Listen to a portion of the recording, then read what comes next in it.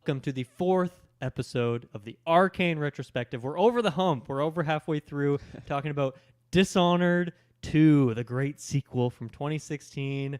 I am the grand inventor, Dylan Mouse, and I have with me the Duke of Serkonos. I'm adding that part. Kirklin Patzer, how you doing today? I'm doing very, very good. I'm excited to share my fresh thoughts on this. I just beat the game yesterday, so it's very, very fresh for me. Yeah. Oh, yeah. Cannot wait to share my thoughts.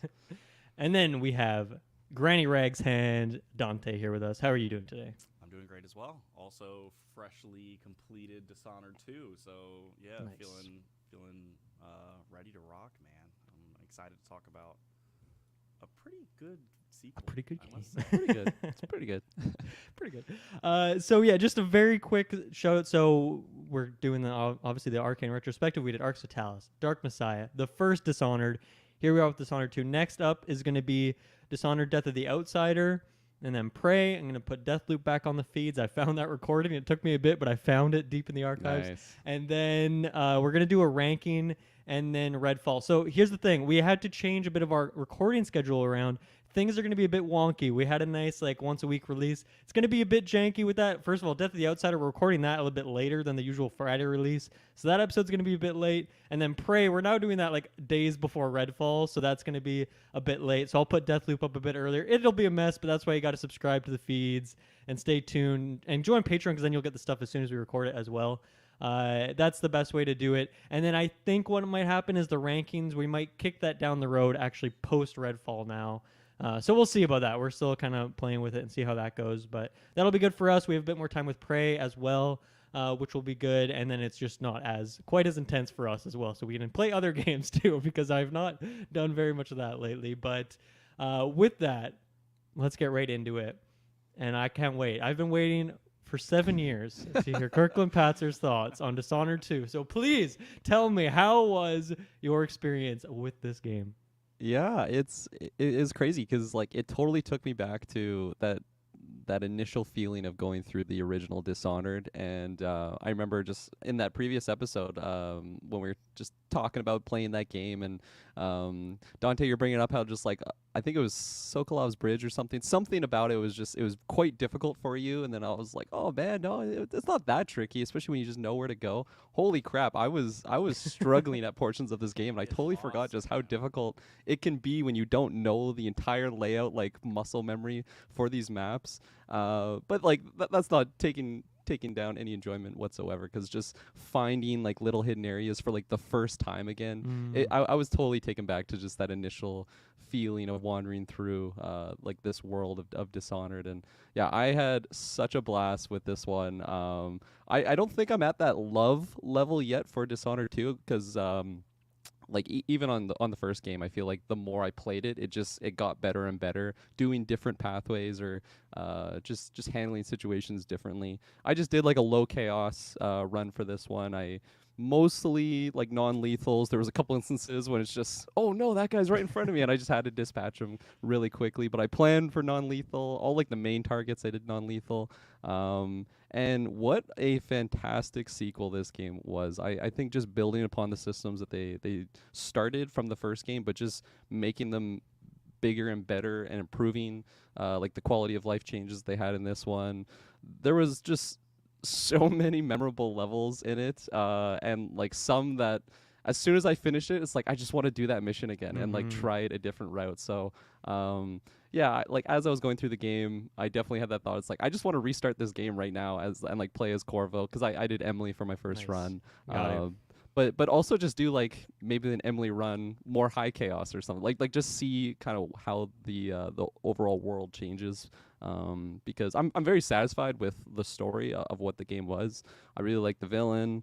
I like the cast of side characters, and yeah, I really like the new powers that they gave Emily. But yeah, I think it's just such a fantastic sequel, because they were able to change it and make it different from the second game, but not take away that magic that Arkane brings to their games, specifically the Dishonoreds. So yeah, I had so much fun with this one. I cannot believe it took me so long to finally get through it, because first level right away I was just oh my god, this is amazing, just an improved Dishonored, for just building upon those systems. I still have a lot of nostalgia for that first game, and yeah, I've just played like 80 plus hours of it. So obviously, I just have a lot more time in it. I can't wait till I eventually get to that point in this one, because I understand what you guys were saying now of like, if you want to maybe go through the first game, you kind of see the limitations of it, and just comparing some of the levels in this one to the first game, it's like, oh my god, this is like the first game's like a like a elementary school playground compared to like what this one is, of just like the expansiveness of the levels, and yeah, like very challenging at parts. I maybe just forgot how many times I had to like quick save or something in that first game to just get by like a certain situation, or I'm not fully comfortable with like the power usage. So like there's so many times, especially for Emily, because she can like slingshot with her like blink. I feel like I didn't even know that till like halfway through the game, and I accidentally did it with like jumping. Just flew right off a cliff. It's like, oh my god, I did not plan on that happening. And yeah, like I didn't even. I feel like I didn't get to use all the powers to like their full potential. There was a couple things that I discovered with maybe like using domino in like a certain way, like way later in the game. It's like, oh my god, like I want to kind of just focus maybe my whalebone usage in like a different trajectory next playthrough. But overall, I just had such a fantastic time with this one, and yeah, just to have like a fresh Dishonored experience after all these years of having like 80 hours in the first game, it was very, very fun and fresh, and I was extremely impressed with this game. I just, yeah, they completely improved upon what they already had for the first game, and in my mind, like that's already my top 5 favorite game of all time, so I can definitely see just more Nice. playthroughs of this one. It can definitely probably surpass that. Well, maybe not. Nostalgia is extremely powerful, so we'll see what happens there. But yeah, extremely pleased. I'm so happy that we're doing this retro, so I can finally play this game after all these years. Dante, for us, it's a bit different. We both loved this game, played it at launch, and have played it, multiple playthroughs since and stuff like that. So, yeah, how have your thoughts on this game evolved over the years, and how is your most recent playthrough?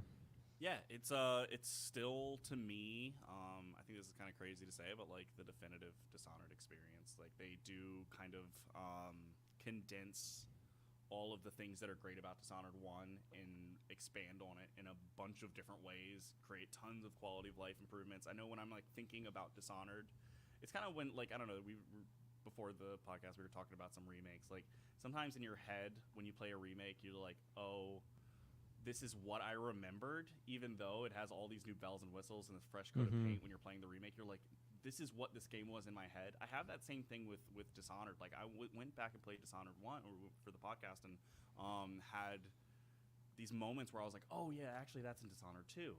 Or all of these quality of life features that I was expecting to experience were actually Dishonored 2 features that I just like somehow remembered being in Dishonored 1 all along. So things like I mentioned in the last podcast, like being able to lock runes.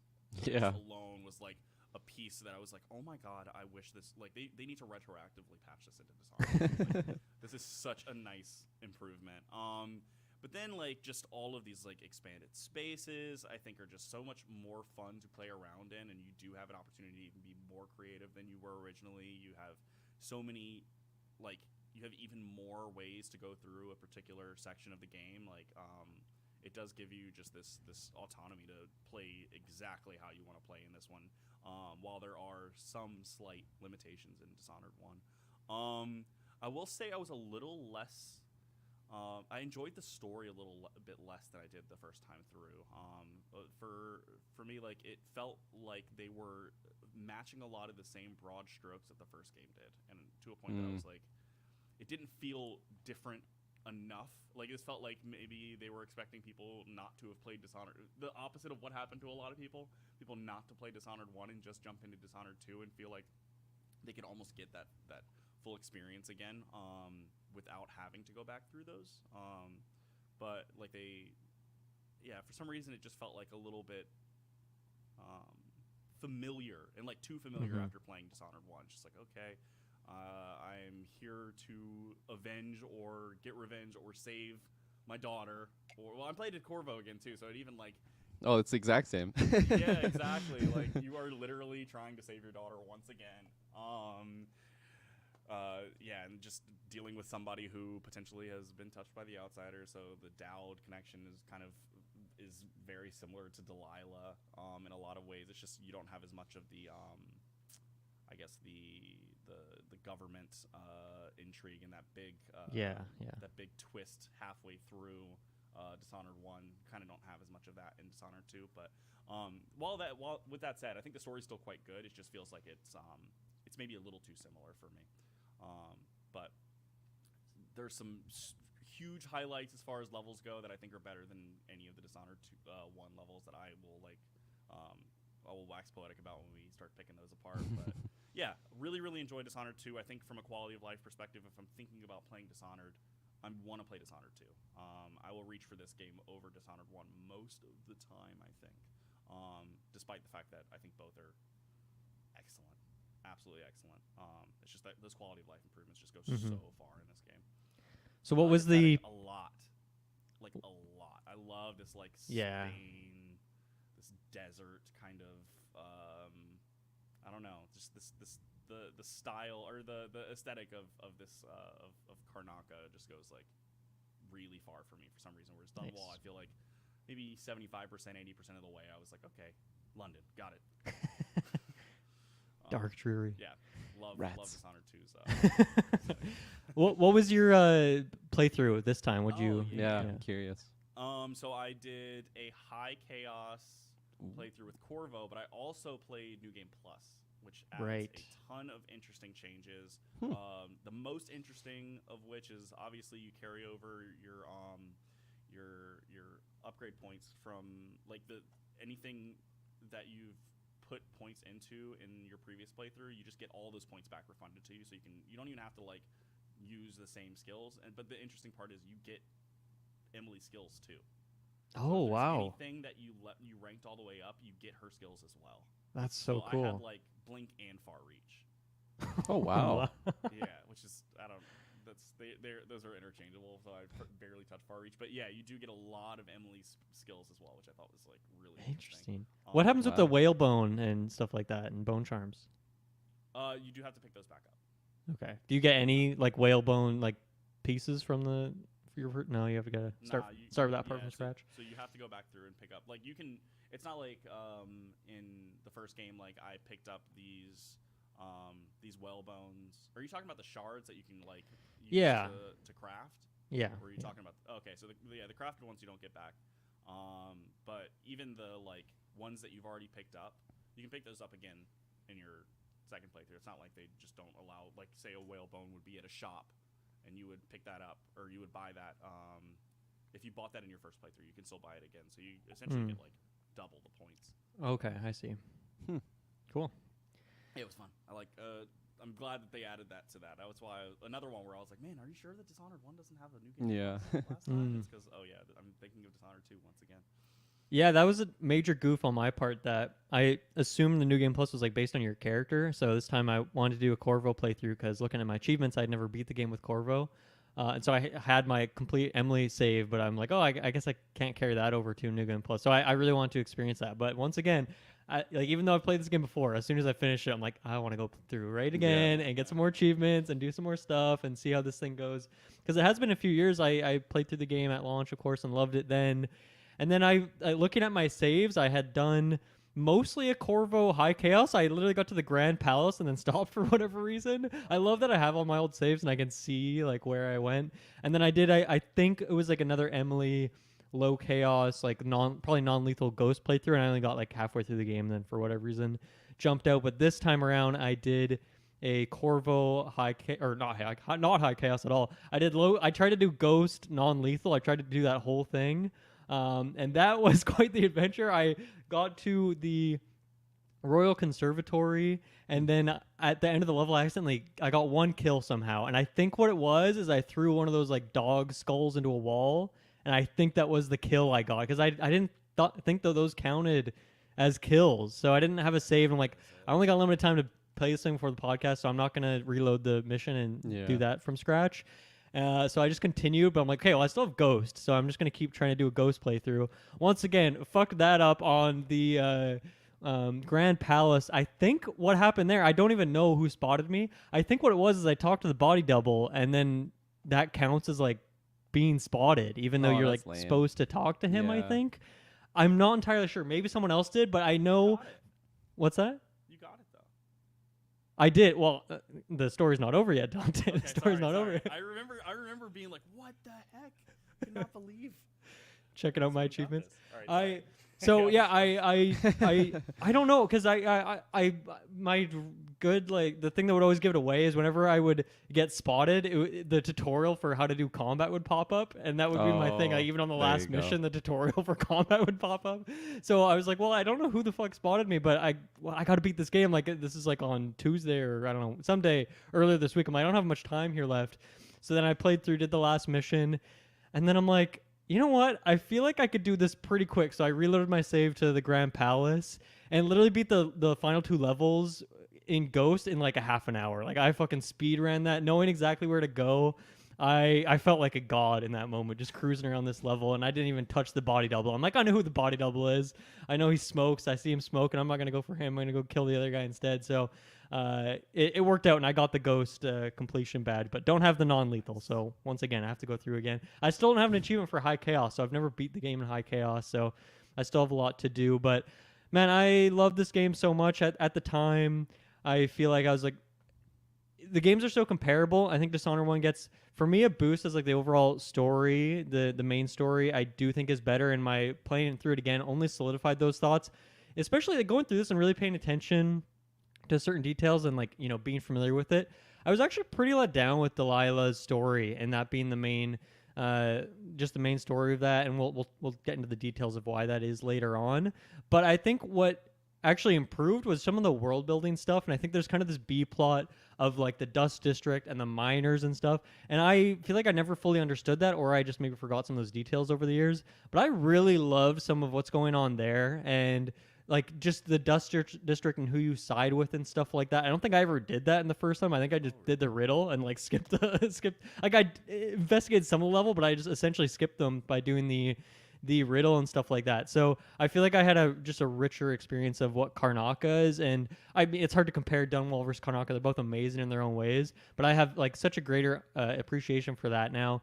So yeah, I think for me it's like those gameplay improvements, the variety, and then just like some of these levels are so fucking good. There's one that for years and years I've been saying this is the best level in any video game ever, and playing it again now is like, yes, I agree with that thought, and I even think that more because there's details about the level I've forgotten. So I'm excited to get into that. And so yeah, I think for me, like, going back to these 2 games now in retrospect, like, I think Dishonored 2 I can happily say is my favorite of the 2, but I love both of them still, of course. But yeah, I think it's just aged a bit better. It's also not been as long, so it hasn't had as much time to age in that way. But man, as like a duology of games, I love it, and I can't wait to get into Death of the Outsider as a game I've never complete. I'm so excited to get into that. So yeah, I love this game so very much, and this playthrough only solidified those thoughts. So let's just get right into it. I want to just immediately talk about some of these levels, because that's kind of the new and exciting stuff. I feel like there is kind of a debate among the community. There's like 2 levels that stand out, and it's like, which one's your favorite of the 2? So Kirkland, what would be the 2? Is what it are the 2, and then what Mansion and Crack in the Slab? Yeah, yeah, you got it. And which one do you side? Which way do you side on? If you're in the Dust District and you have to pick who you're going to assassinate and who you're keeping, which one of the 2 are you going for? It's funny too, because I actually didn't choose amongst those 2. I kind of did what you did. I just bypassed it. I was investigating both of them, and I'm like, I think I just gotta. They both kind of suck. I'm gonna leave this for next playthrough. That was kind of my initial thought in that moment. Honestly, I think I am pretty like split. It's if I have to pick one, it's probably like 51-49%, like that even. Okay.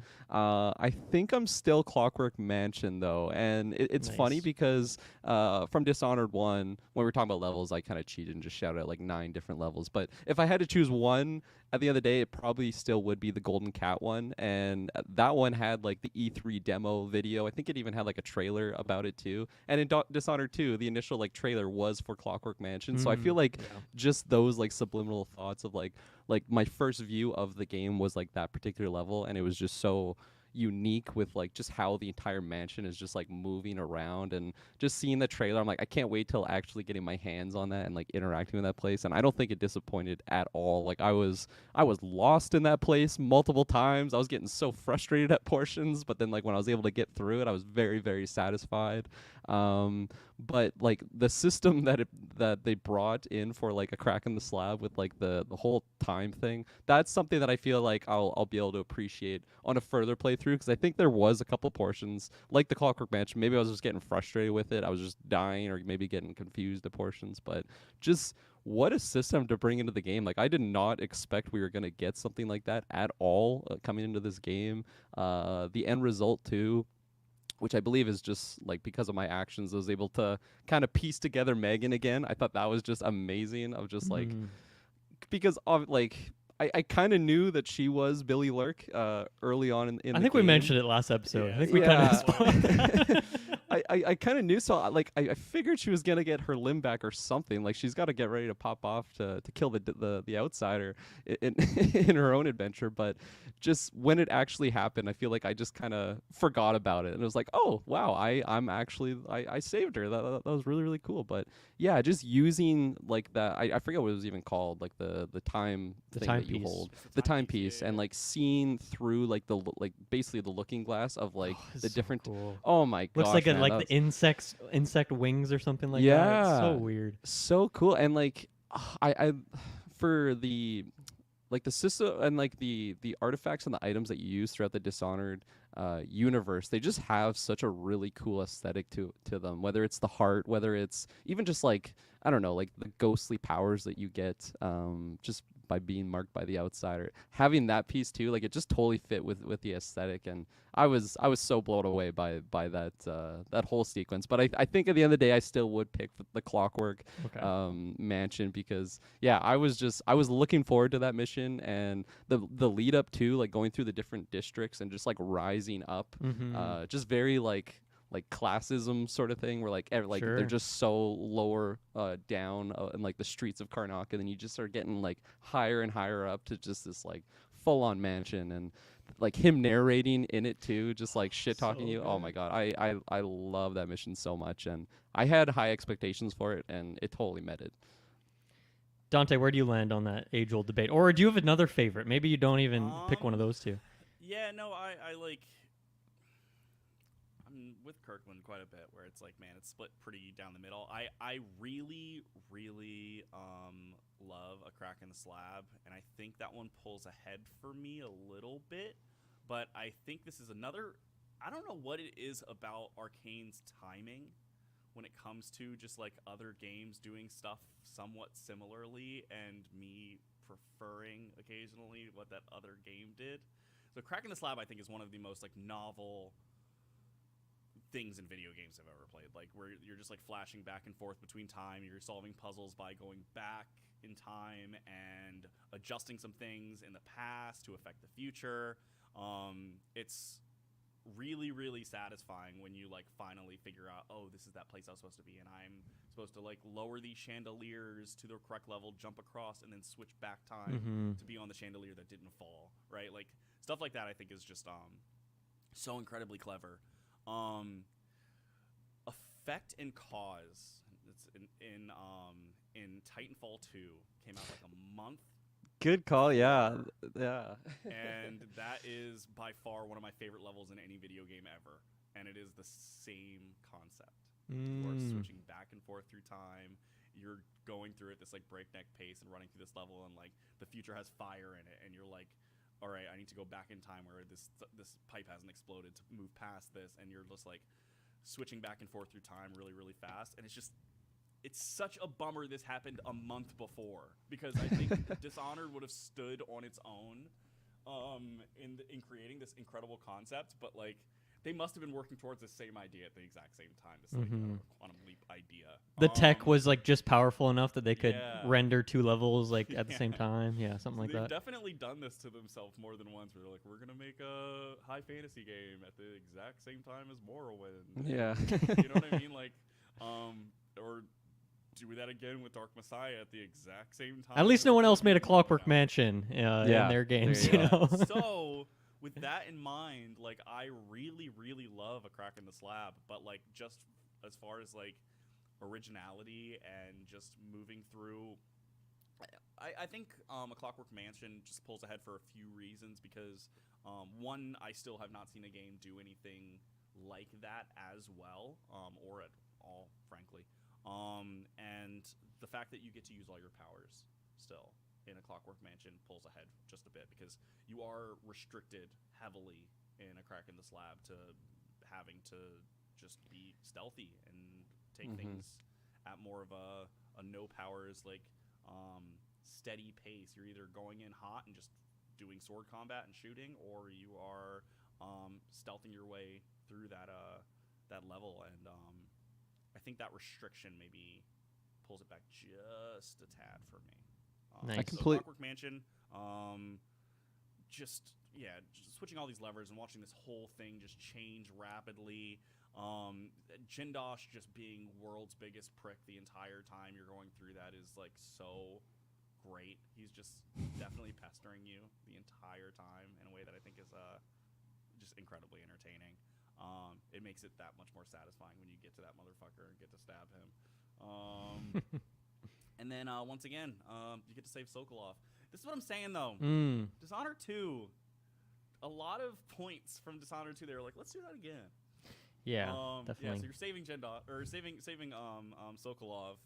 Bringing him to the boat, like the exact same like end to the to the mission from the first game too. But once again, I do like the idea of having to move back through this level, especially if you did a like low chaos run, having to move back through this level and have to take in account that you're bringing somebody back to the beginning of the level. So it's like this added level of stress that I think is really entertaining when you're like, oh fuck, I didn't kill any of these guys. The first time through, I didn't think about the fact that I was gonna have to I'm gonna have to go back through this entire level, and hopefully remember all of the switches and stuff like that you you pulled the first time through to make sure you can get back cleanly, because it's easy to get lost in that level, I'd say. Yes. I screwed myself over too, because I did that level in 2 sittings. I like finished or like 10 at night or something. Okay, I'll come back to this. And then I like completely forgot like kind of where I was going. So I was kind of backtracking. And I'm like, I've been here before. I'm going in circles. I'm lost in this place. Pulling the wrong switch, just going down. It's like, okay, I remember a rune here. I've totally been in this room before. But yeah, I recommend just 1 sitting for that one, especially just remembering where you're going, especially bringing like Anton back, because you're totally backtracking. It's just some of those bone charms and whale bones that you have to get in that level are some of the trickiest, I'd say too. Like you're ending up in between levels, like to access some of those, like crawling or finding crawl spaces that are like a little tricky. You have to do some specific things to make your way through those, or like flip a switch and book it to the other side of the room. Stuff like that. That I think is I don't know. I definitely have. I feel like it's one of the longest levels in the game too. There's a lot there. Like leading up to the Clockwork Mansion, there's a lot of stuff too. Yes, like for sure. Chapters, so you get a lot out of that level. A lot of variety, at least. Yeah, I land on Crack in the Slab would be mine of the two. I think one of the most impressive things about it for me is that I've had this opinion for years, and then going back to the level this time, I'm like, man, I completely forgot that you don't have your powers, because to me, I don't even notice it. You're saying you feel limited, and like you're obviously on paper right, but I'm like, man, the way they have designed this level with that in mind, and you just have to move a bit differently. And yes, it did work well for my kind of low chaos ghost non-lethal playthrough. It also felt pretty good for that. But I even remember like the first time I played through it, like going through the kitchen, popping out like through that pool room, and like going around that way through the mansion. And this time I went a totally different way through like the vault by like moving that like statue, and stuff like that. Like just I feel like I'd seen parts of this level that I'd never seen before, even though I played through this level like 3 times now. So I think that's an impressive thing for me. But let's keep talking about Clockwork Mansion and just go through it one at a time here, because this mission as well is fantastic. And watching the documentary once again that I've shot it out a million times, but them talking about this level, and this is the level that gets talked about all the time. Like I almost have like turned on it in a way, because I'm like, man, why does every interview and anytime a developer's talking about this game have to be about, like, I want to hear about the other levels. I want to hear about Grand Palace and things like this, but it's always Clockwork Mansion, which I'm just saying, but it's a great level, of course. But yeah, I mean, one concept too that we've kind of brushed on, but we didn't really explicitly state in the first Dishonored retro was The idea of, I guess, the approach is what you'd call it, where every level is some big set piece, whether it's Lady Boyle's mansion or the Golden Cat or the Clockwork Mansion. But they always make sure that you have a build up to that actual set piece moment. You're going through the streets, or in the Clockwork Mansion, it's the Aventa district. You have the lower and upper district, and so it's like, yeah, these two kind of smaller levels in the lead up to it. And I think that that's why the world building is so great in these games, because you're seeing the streets around these places, and you're seeing going through different apartments and stuff. And man, I would just play like a spin-off game that's just like you robbing houses in the world of Dishonored. I just love going through all these different houses and looking at all the different art, or seeing the weird contraptions they have in the kitchen. And obviously there's so much art put into like the pots and pans and workstations and all these different glasses and all this different stuff. I just love robbing houses in this world. And sometimes I feel bad because I feel like this person does not have a great life, and I'm out here just robbing them of all their most like worthy The possessions and Empress stuff like is that. just robbing the people. Yeah. Yeah, so sometimes I feel bad about that. Even like I go into some guy's shop and right in front of him just open his cash register and take the coins. Yeah, not say nothing. Yeah. But yeah, I love the like those in every level. Honestly, I just love that section of it. I think it's kind of something that gets forgotten, but it is something that is so important for building up this world and making these levels a bit longer. And I love too that, you know, we talked about this in the first one. I was like, oh yeah, there's like no load screens in Dishonored 2. That was definitely a lie, and that's because at the point when we were doing that retro, I was only on the third or fourth level, and to that point, all the levels are one huge thing with no loading screens. Eventually, it does happen for these more elaborate levels. But I love that for Clockwork Mansion, the lower, upper, and even the entrance to Clockwork Mansion is all one area, and in real time you go, and there's probably some loading happening in that when you're in that little cutscene of the rail car going up to the upper area to the Clockwork Mansion.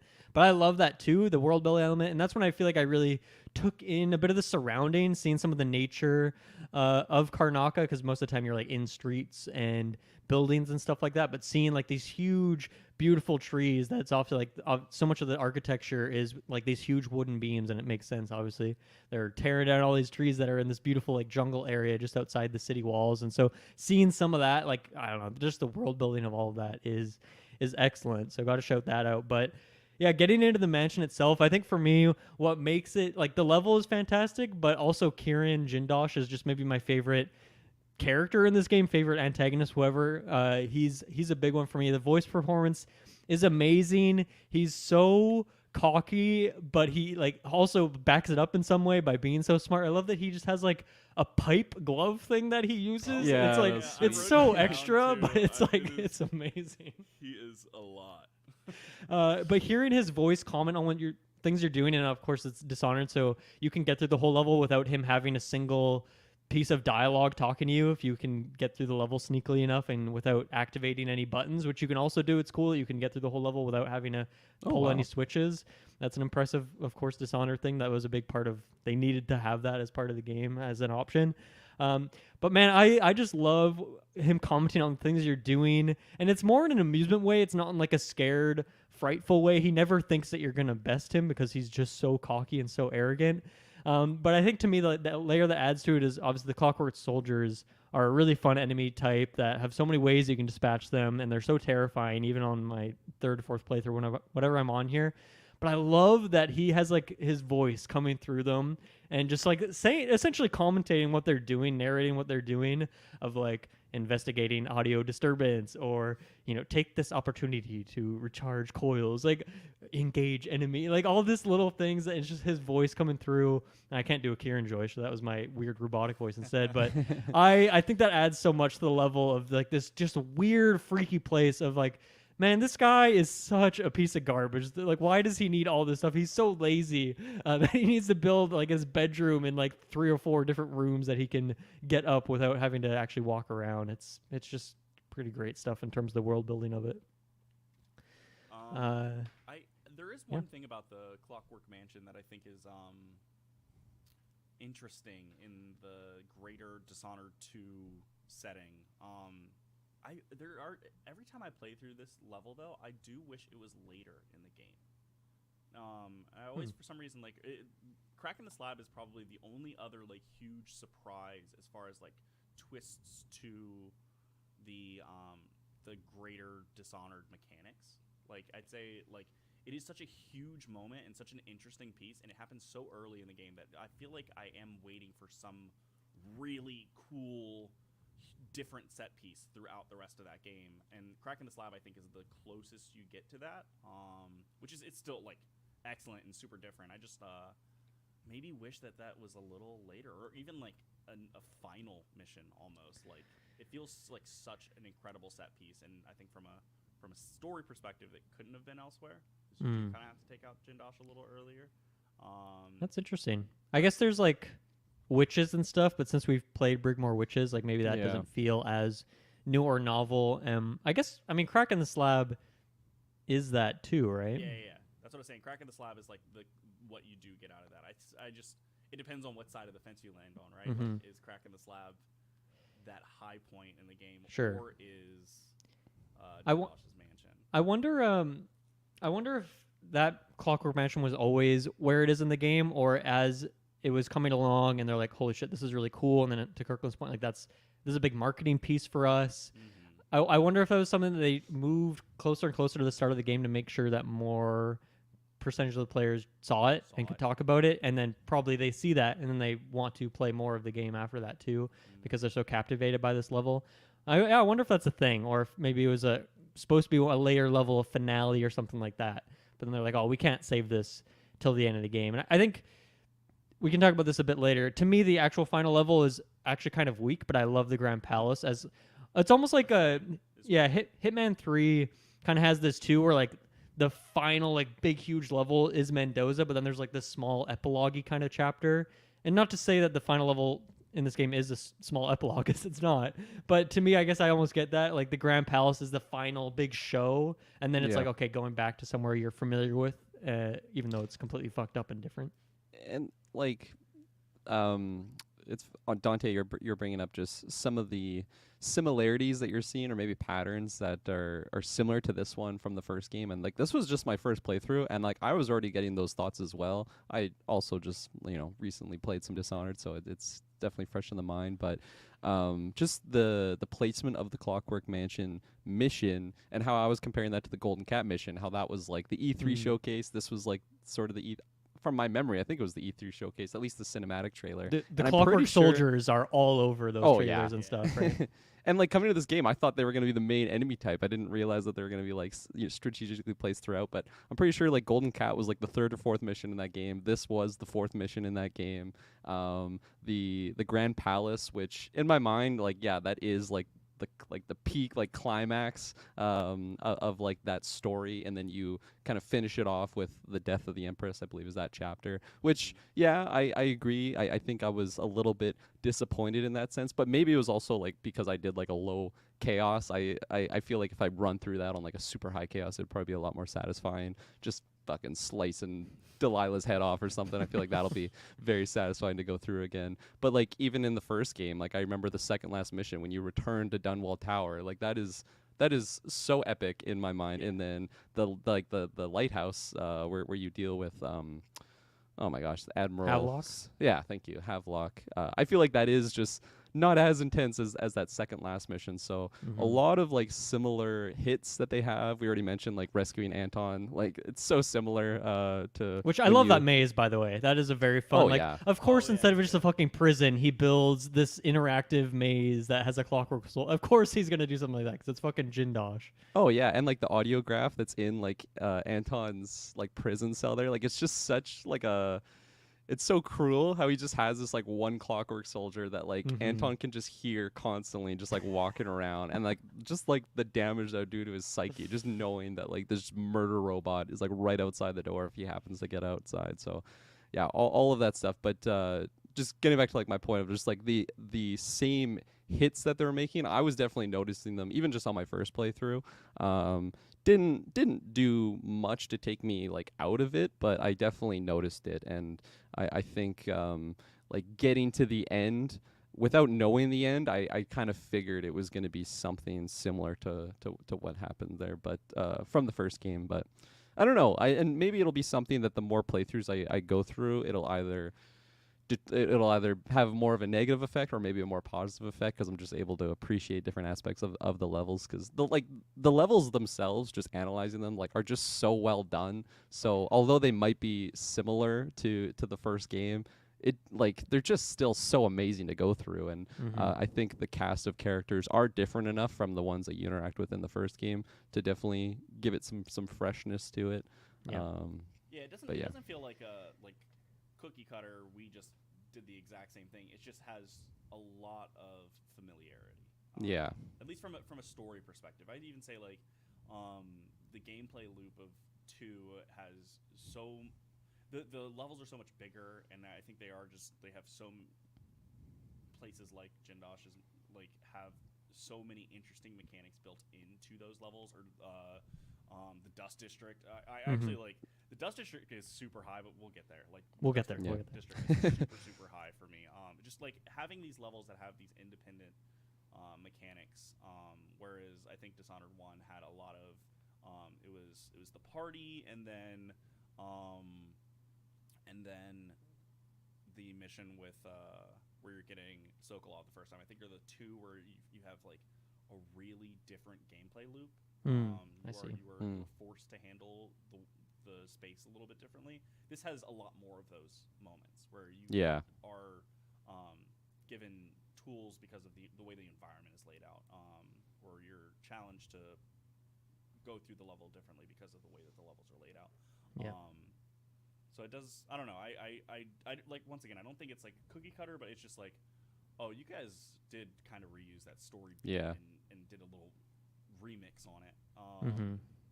But it never bothered me. It was just like I wonder I wonder if this was intentional or if this was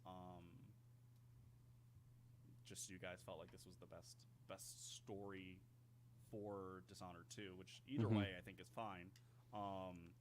But yeah, I wonder if it is like they don't expect a lot of people to go back to play Dishonored 1, so they felt really comfortable in that story approach, or the way that pacing of that story went, so they wanted to kind of reuse that pacing. For like the Dishonored effect too, meaning like from the first game, your Corvo completely like just screwed over, betrayed, your Empress dies, and like you're literally like just the revenge tale is so obvious there. This game like starts off very like you don't lose. Well, I guess you do lose either Corvo or Emily, but not like permanently. They're not dead, but like same thing, completely just screwed over, kicked in the mud. Like that is your revenge origin story. By the time I rolled credits on this game, I was so sad knowing that like we're not gonna get a third Dishonored, because I feel like pulling from the Brigmore Witches storyline, although it's not like super obvious that it's like leading up Delilah to be the main villain of this game, I still think just having those breadcrumbs in place, like in hindsight, it's like, okay, this makes a lot of sense to have, especially knowing now of like Delilah being this half sister to Jessamine, and just her motivation to take over Dunwall and be the Empress there. I'm sad knowing that like what they like I have no idea how they would do the third game, but I just trust them from the world that they made here, that we could get a really solid Dishonored story. I would hope that it wouldn't just be the same thing where a new character comes in, oh yeah, no, I'm taking over Dunwall, and now you're screwed over, and that's the start of the revenge story.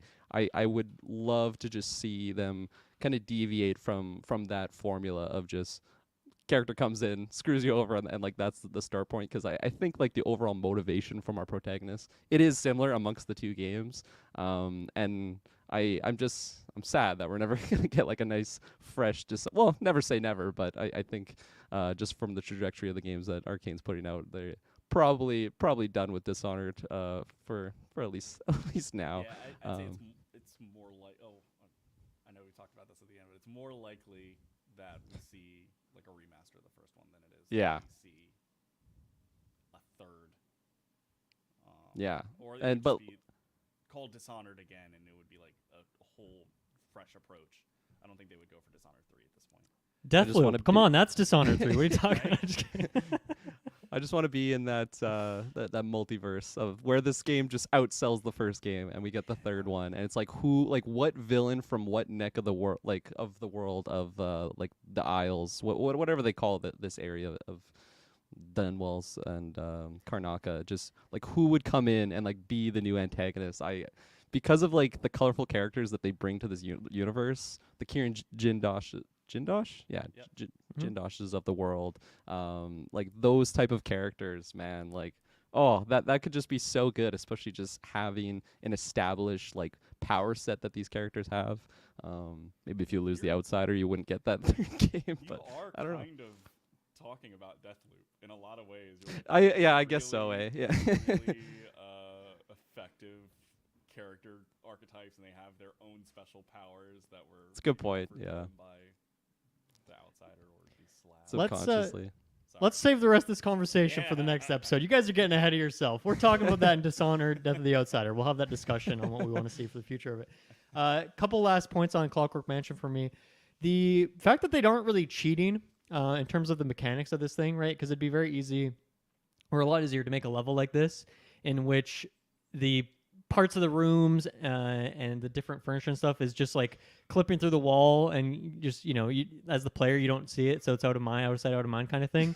But there's only one point in this level, and it's like a little bit of part of the rafter where they're actually cheating and it's something that's clipping out. Otherwise, everything is logically going somewhere in the walls, and then the fact that that's all playable space as well, that you can go beyond the bounds of the map in that way and can elude Kieran, which is a fun element of it, but also have just this other way to sneak around the levels, and then there's hidden stuff in there as well. You'll find like a body or something. It's like, man, someone else got here at some point too. I think that part of it is just super impressive. I love when you get into Kieran Jindosh's bedroom and you can go out on the balcony and see the view of the city.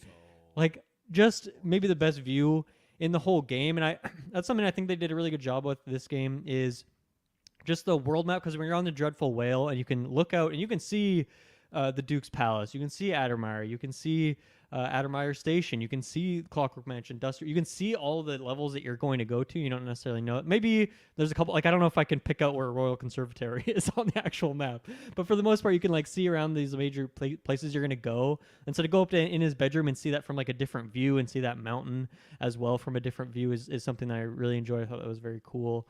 And I got to say, for the Ghost playthrough, taking out Jindosh was by far the hardest section of the game for me. Everything else was like not too bad because I'm familiar enough with it. If it was a first playthrough, it'd be a lot harder, but since I know what's going on. But this was very hard. There was a lot of quick save and a lot of quick loading for me to get through that sequence, because we can get into his bedroom, or not his bedroom, his workshop area, I guess, which I love that there's just 5 levels to this thing, and all the different like parts that you can move in and out, all the little like I don't know, different features and whatnot is very cool. But you go into his office and there's like the 2 clockwork soldiers that are kind of doing a loop around that upper section, and then he's up there by his desk and all that. So my eventual strategy here was I wait until the clockwork soldiers were just essentially not close to him, not looking at him directly. And that's when because I want to do this non-lethally still, right? At this point in the time, I'm still doing a non-lethal playthrough. So I freeze time, or I think I don't have freeze time yet. I think I have just slow time. I get up there, quickly hit him with a sleep dart, and then I go and crouch under one of his desks, because he has like his main big desk, and then there's 2 tables on either side that you can crouch under. I go crouch under one of those, throw down a couple stun mines, and then wait until this clockwork soldier like sees what's going on. He comes to investigate, and they turn their head because they only see like forward and backwards, right? Not to the side of them. Wait till he kind of turns to the side. I sneak out, go around the other side of the desk, go under that other table on the other side, let those stun mines do the trick and kill that one clockwork soldier. Wait for the kind of chaos to cool out a bit, and then I go back around, put some more stun mines down, go hide behind the other one again, let the other clockwork soldier come by and get killed by it, and then I can pick up Jindosh and go down and then do all the non-lethal stuff of setting him up with the power and whatnot and frying his brain, which is, once again, sometimes the non-lethal approach, as we talked about in the first game, is even more savage than just killing a person. And that's one of them where I just feel a pit in my stomach, even though he's a terrible guy and he's so cocky and you want to get at him. It's like that feels worse than just putting a bullet in his head or a dart in his head or something like that. I thought I screwed that up too on my non-lethal, because like I thought I drew too much power to the chair. I'm like, I actually just like murdered him.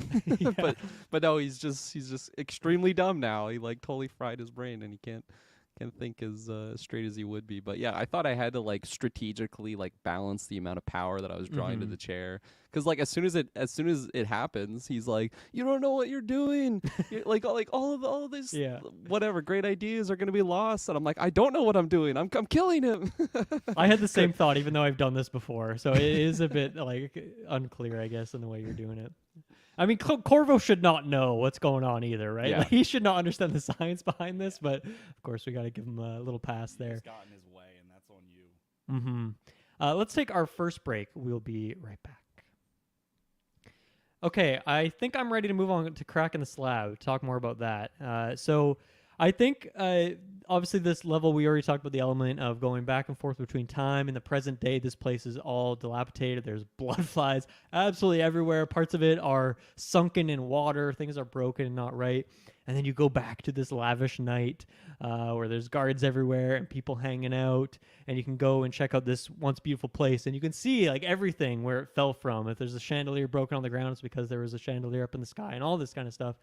I think what was most impressive for me about this level as well was the first time I played through it, I was doing, like back in the day in 2016, I was doing it, trying to do most things non-lethally. And Aramis Stilton as well, like he's not a bad guy. His mind is pretty fucked up at this point, but it feels a bit differently. You don't want to just go kill this guy. Like there's not really a reason for you to do that as a player. So I went out and did the whole mission, hit him with the sleep dart, and then of course I'm amazed that, wow, this level has a whole different version that's going to show up here, and this place is being refurbished, and you can see that he like has finished some of these sections where he was building out what the miner. He has like a little bit of a museum for the mines and stuff like that, and you can just see he's like redecorating the place. He's changing the floor, the walls, and all this stuff. And you can see all these changes. And then my mind was blown even more when I was playing through the game again. And not because I wanted to kill Aramis, but I had to do it just to see what would happen. And the fact that you kill him and there is a fourth variant for what the level can be, in which he dies and then someone else, I forget who it is, some other royal family like takes over for this manor, purchases it, and then they are renovating it to sell it off to someone else. And that part is the least interesting because there's like only a couple. I don't think there's any NPCs actually. It's just like some rats going around. But the fact that they went through that effort to design this whole place artistically 4 times, just fucking unreal. And Yeah, that too. So I know, like, obviously, there's you kill him and you leave him alive, but like, what is? Well, there's the dilapidated version, right, in real and time. and the two. Like, Yeah, the 2 in the versions. past. Yeah, so the 2 past and the 2 ways that you can change it. And then, of course, if you just leave him, then it will remain in dilapidated, and you can. I think you can beat the level that way, right? Because all you need to do is see what happens with Delilah. That's like the win state for the level. So you don't have to touch Aramis whatsoever.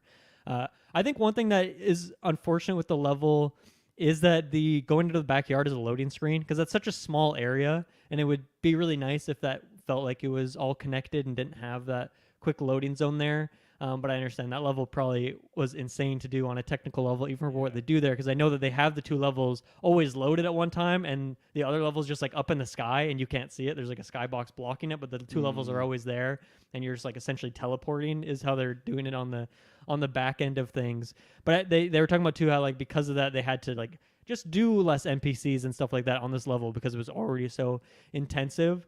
So I think when you see some of those variants of like him renovating or when someone else buys and is renovating the house, those aren't quite as interesting as the other 2 versions that you're playing through 95% of the level with. But just amazing, such a feat, and I should go back and play Titanfall 2 and see this other level because I love this idea and I'd love to experience that as well. I love that game too, Titanfall 2, and I did not even think about like the comparisons of those levels. So you like blew my mind there, Dante, because that is such a memorable moment in that game of just that mechanic of like swapping between time, and it's scary at times because you'll like swap back and there'll just be like an enemy there, and you'll swap, you'll like go back. Oh, is there like there's no preview in that game? You just kind of No, you're just it is like you're flying through that level too. It's Like, very you're moving at a fast-paced, yeah. breakneck pace, and you're like it's like the snap, Gotcha. back and forth between time. It's just I was like Cracking the Slab must have come out like a year or 2 before, and they like saw this, and that was their idea to maybe like take another direction on that for Titanfall. And then I was like, holy shit, Titanfall came out a month before. That's crazy. Yeah. It's I don't know. Great minds, I guess. Yeah. Great minds. Dante, you mentioned the kind of different paths you can get by just solving like little puzzles, and they're all quite simple, but I think they're cool. Where, in the past there was this window repair, people were going to come and fix this one window, but if you like knock out this one guard or something like that, then that never gets repaired, and then that ends up like being a pathway that you can go through, and just a bunch of puzzles like that. None of them are really ever that complex, but I don't think they need to be, and there's enough of them in there. But yeah, man, just such a fun level, and it's not as maybe as instant as Titanfall 2 in terms of the going back and forth, but the little effect that plays when you get like sucked back and then you like pop into this new world, and the sound effect that plays, and then just being right behind an enemy, knock them out, and then quickly turn back and see his buddy being like, "What the fuck just happened?" Looking around like frantically. It is so much fun. I just love navigating this level, and once again, even though you don't have your powers, I like don't even realize that because the level is once again designed around it, and you can navigate it by just like jumping around and stuff.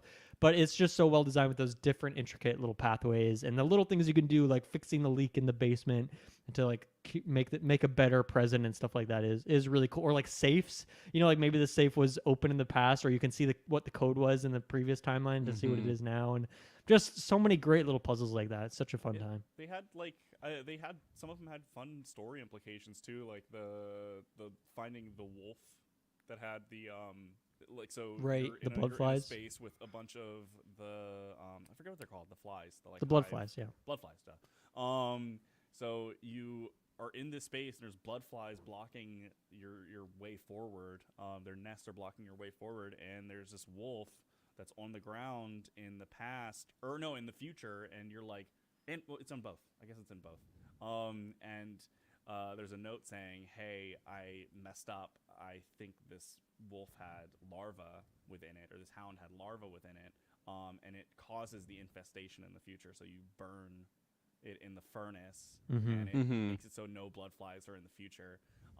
Yeah, there's just so many good puzzles like that like truly seem like they're affecting the path forward in that world, especially if you're killing the target in there. I think it is like it's really cool that Corvo mentions immediately afterwards. He's like, "I wonder how this is going to affect the future." Like he is very aware, or I guess Emily probably said something similar, but like the fact that they are aware that you are making these big changes. Because I know when I first went into that level, I was like, "I'm gonna kill everybody. Who cares? Like this is a false past." Yeah. In my head, I think it's a false past. I'm like, "Oh, these people, I'll kill them now. They're gonna live their lives happily regardless of what I do here."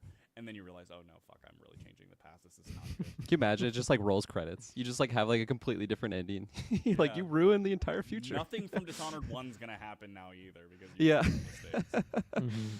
It makes it sound like those are happening in tandem. The stuff that Corvo is doing is like it's the same night as some of the things that he's doing in the first game as well, which I think is really interesting. He even mentions Corvo mentioned. I wonder what Emily says, because Corvo mentions, I forget where he says he is, but he is like, "I wonder where I am right now specifically, or what I'm doing."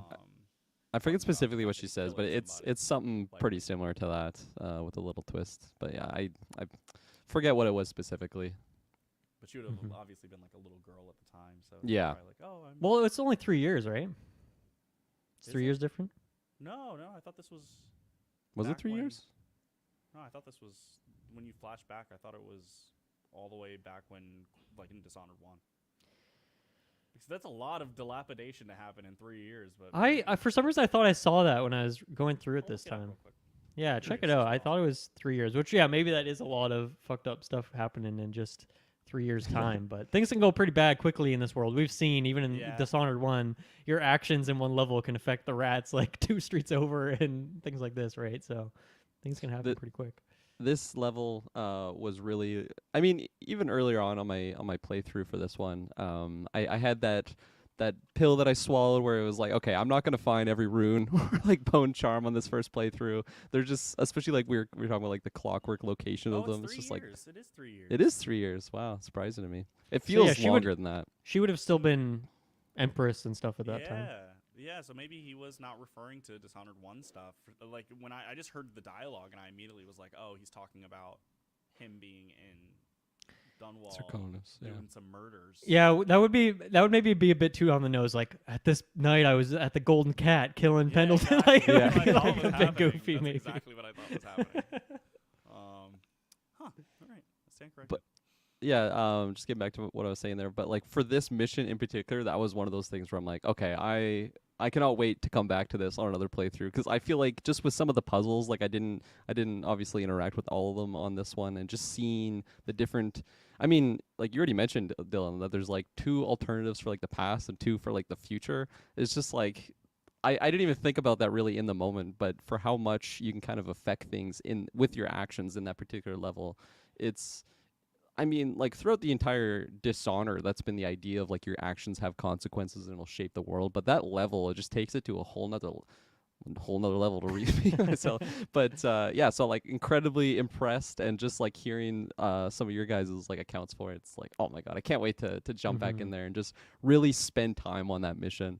I mean, like some of these missions, I don't know if it's just because it was my first time and I was struggling a lot, dying a lot, but like some of them were, because once you get into the post mission, it'll tell you like your runtime for like the actual level. Some of them were upwards of like 3 hours for me. Like it actually took me so long, and I was also just like spending time like eavesdropping on people, getting some information, reading notes, as I love to do in the Dishonored games. So I'm curious just how much faster it gets for that, because as we were talking about in the first game, like I swear to God, I can like speed run that game. I know where like everything is. I know exactly how to get through it. Especially if you're just like leaning into the blink ability with your double jump. Like you're so agile, and if you know where things are, like you can really navigate it well. In this one, I found so many times I was just like crawling on like the floor level, and then it would hit me. I'm like, oh, this is an Arkane game. I should look up. There's probably like so many things I can just jump onto, and that's what makes like more playthroughs that much more enjoyable, because you're really looking out for those things, and when you're able to find something that completely bypasses an area, it's just, I don't know, it's really satisfying. There's a density to the levels, man. Because my experience when I played through Dishonored 1 again for this was I beat the game in like 6 or 7 hours or something like that, and then a little bit more for the DLC. But yeah, I took me like 15 hours or more to beat this game again this time, and I was being pretty thorough. And I was doing a ghost playthrough and stuff, so obviously that inflates the playtime and stuff. But you're like, even going through Clockwork Mansion again, not remembering exactly each pathway and whatnot.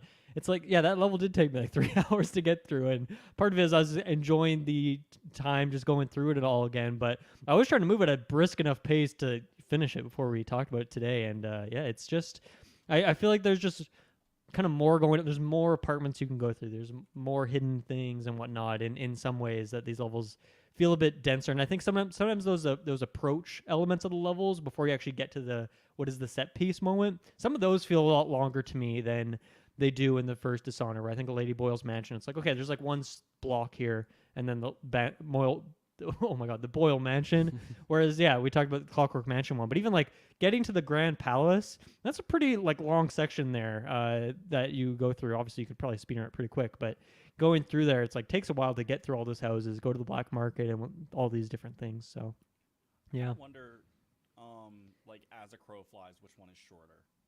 Because I like, despite the fact that 2 has like this density, or like I guess they both are incredibly dense areas, but like 2 has these like larger spaces that are still incredibly dense. So if you're like looking through every nook and cranny, I can imagine Dishonored 2 being a really, really lengthy game. Yeah, I guess if you factor in the DLC, the first game must be.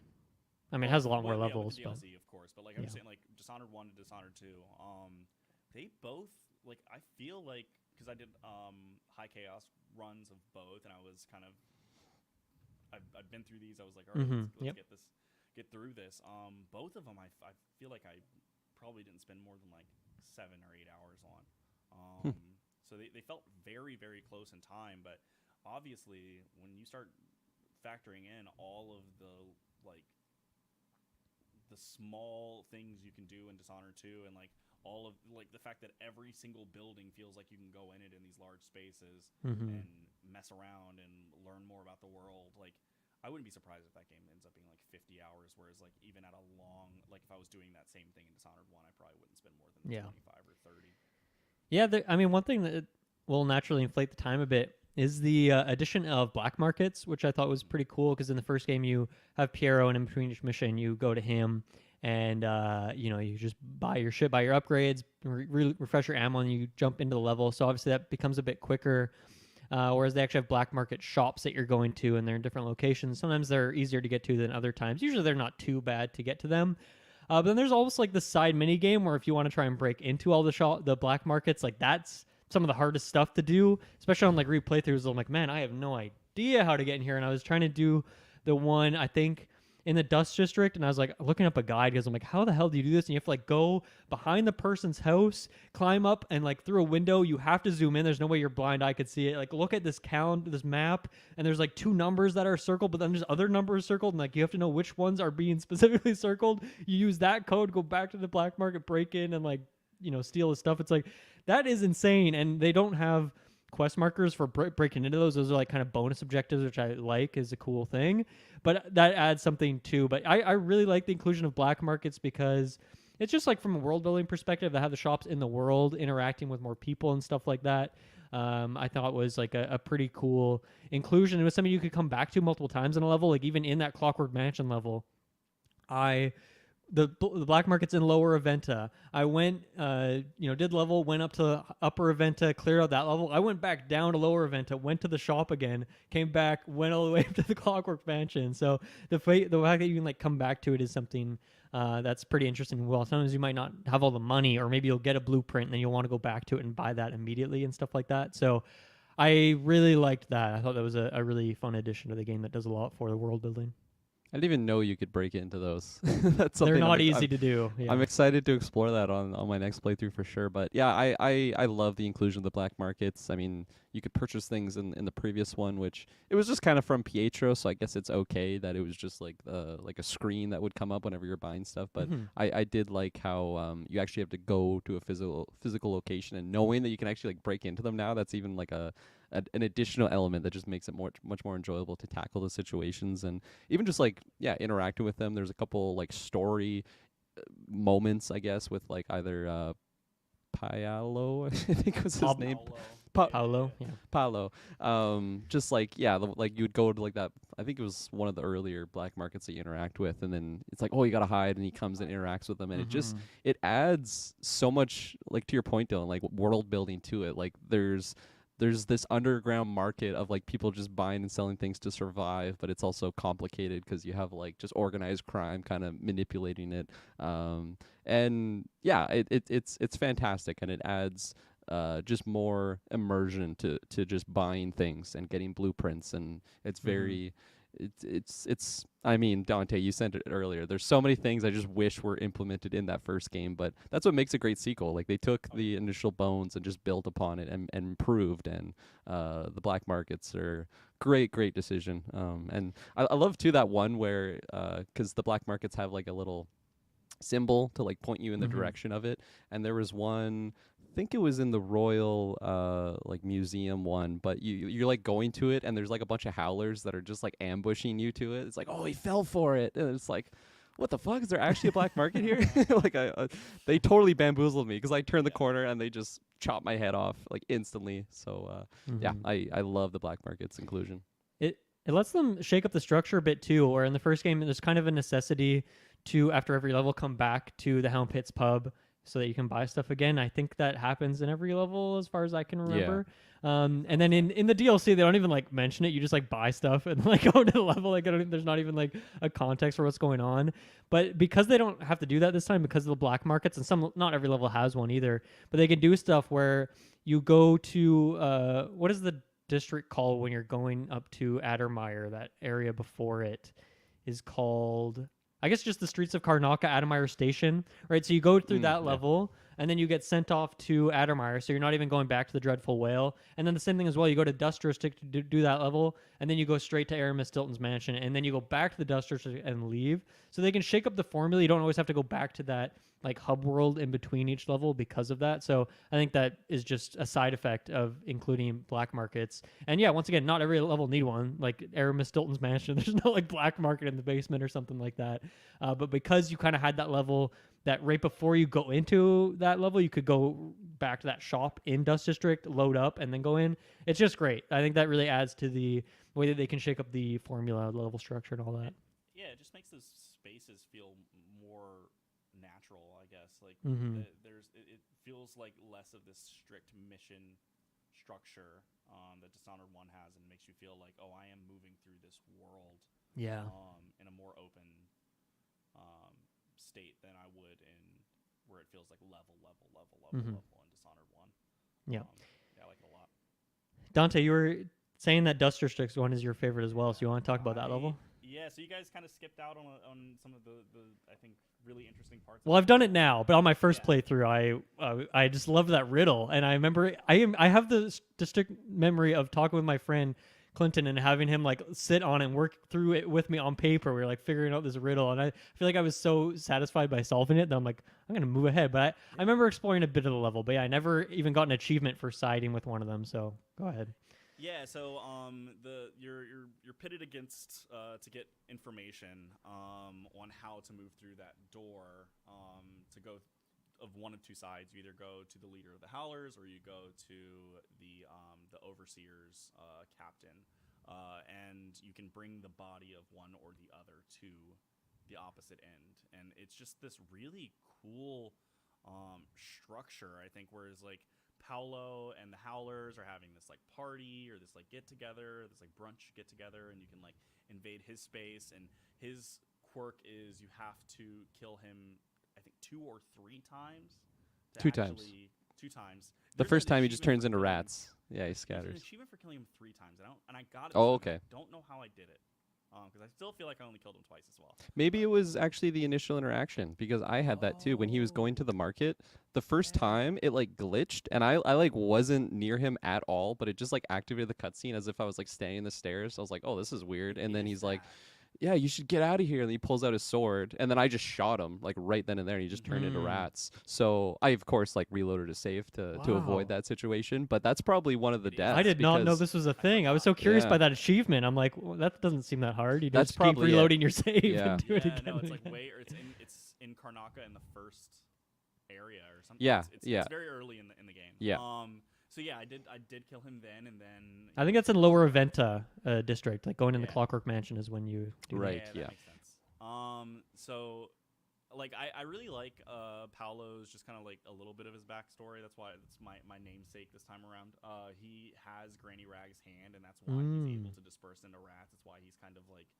That's amazing. not I didn't even know that invisible. detail. Yeah, I'm learning stuff. I love it. Yeah. It's cool when you kill him. Like it's like Thing from like From the Wednesday, Addams right? Yeah. Family. yeah. And it like crawls all up like your arm, and he like and Corvo or Emily like throw it off. I gotta fucking replay this game right now. Let's cancel this. I gotta go play.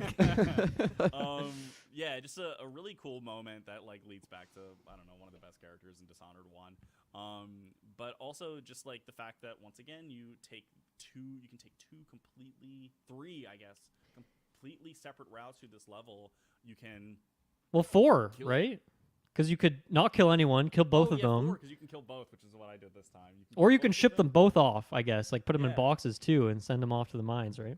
Yeah, exactly. So I guess 5 different. Oh my God, routes. 7, 8, 10. Like how many Yes, possibilities right. is there? 5 different routes through this on a just us thinking about it for 5 seconds. It probably is like 10 different ways.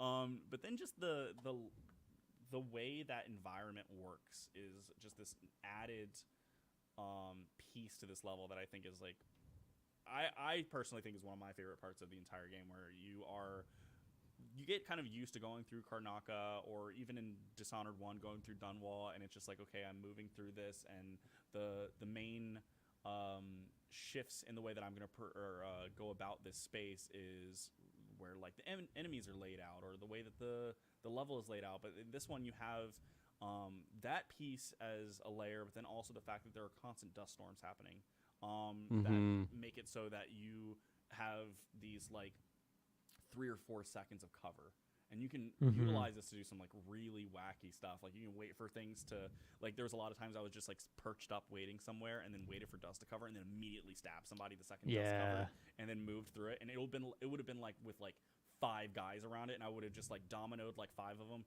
killed them all right as dust happened, and then teleported back out. And there might have been like 1 or 2 guys like farther off that I couldn't reach, and it was just this perfect way to do these like moments of assassination where you feel like there was no way anybody saw me.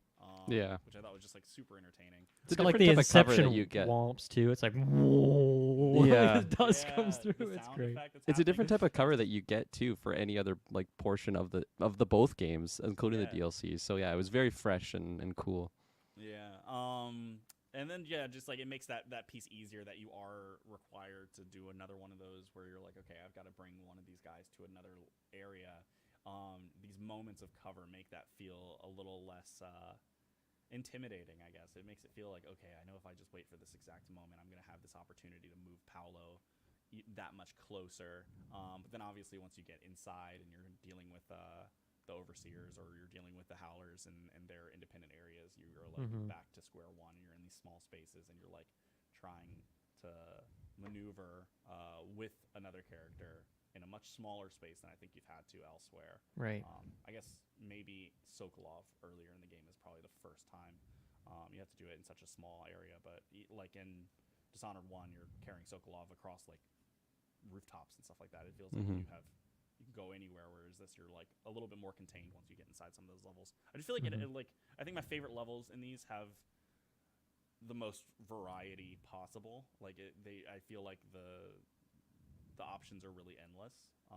And this is one of those where I feel like it was like more of a traditional Dishonored level with some tweaks, and the options were they felt endless. The fact that you can ignore 90% of that level and just look at a riddle and It's get so the cool. entire thing without interacting with any of it is so sick. It's bold. Yeah, I think for me it's so well realized where it truly feels like they built this level what it looked like before anything weird happened to it, and then they like would go back and do a pass through of like, okay, here's what now it looks like covered in dust and sand and just completely covered. And then here's how like when Paolo and his gang, the Howlers, started invading it, and here's how they like made their lives here comfortable with what is remaining. And then they went through and added like what the overseers would come in and add these big, huge wooden beams, these covers to block the dust, and all these beautiful things that they've added in there. Like it truly, you can like feel the layers to it as it's added on. It's not like they just came in through here and threw it all together all at once. So just super impressive. I love the visuals of it as well. And this is something that shows up in the game before this and all that, but in Knife of Dunwall, they introduced kind of neutral territories, right, where you could walk around and talk to NPCs and stuff like that. And so obviously this game has a lot of that. Almost every level has some degree of neutral territory, but I think the Dust District might be my favorite because there's like these different shops. Obviously that's where the black market is, but there's other people you can talk to and go around. And I really liked that. Just seeing this little row of shops and people who are just trying to get by in this like totally fucked up place was really cool.